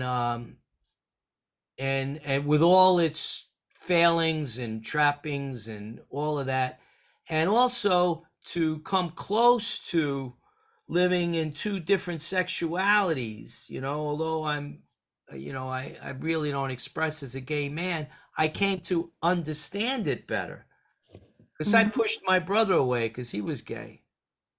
I know that I did. I know that I did that. And he pushed me away because I was trans. So ironic, a gay man and a trans woman couldn't, and who were brothers, couldn't get it really together. But anyway, I feel really blessed so now with that blessing, I wanted, I do a lot of motivational talking and this and that and write a lot of songs and stuff like that. But I think this play is probably the closest I've come to really fulfilling what is a responsibility, I feel, on my part, of enlightening people who are family and friends of trans people, family and friends of Black people, family and friends of old people, and I know you all, as gifted artists and writers and stuff, are doing the same thing, So anyway, from my little vantage point, that's what I'm trying to do. And I hit on this particular play and my other play called Once a Boy to do it. And I'm going to do it. I'm going to try to do it as good as I could do it, and with all the wonderful help, collaboration of all you people. It's really extraordinary, Oh, we've been on here for a long time, and I haven't been on a meeting that has really had this much interest. It's you're doing your job. Thank you. Yeah, Thank you very well, much. thank you very much. I guess that's a good segue to Wayne, if you want to wrap it up. Yep, I think we're gonna wrap it up now. So thank you very Aliona, much. if you want to, or Eliza, did you want to say anything from your perspective as a writer and as executive director of? No. All I want to say is thank you very much. Thank for you. participating in this reading and for providing with this wonderful feedback. Thank you. That's pretty much a wrap. Thank you so much. Thank you. And is Wayne not on the Zoom anymore? Maybe not. I probably said. Oh, Wayne's on it. His video's not on. Oh, said somebody just say something? I just said something about Meisner's saying cry and then act. What is it? Cry. I don't know, but here's what I'm going to ask you all to do is to say, I did this with somebody else once, is to say, because we could use it as a plug, we're going to say, it's an Italian thing. No, it's a black thing. We're going to say it in unison, right? I go at 3. Is that an all right way to end, Eliza and Wayne? Wayne, give me a thumbs up. Is that okay? And come to their readings every Sunday, 3:00. Okay. 1, 2, 3.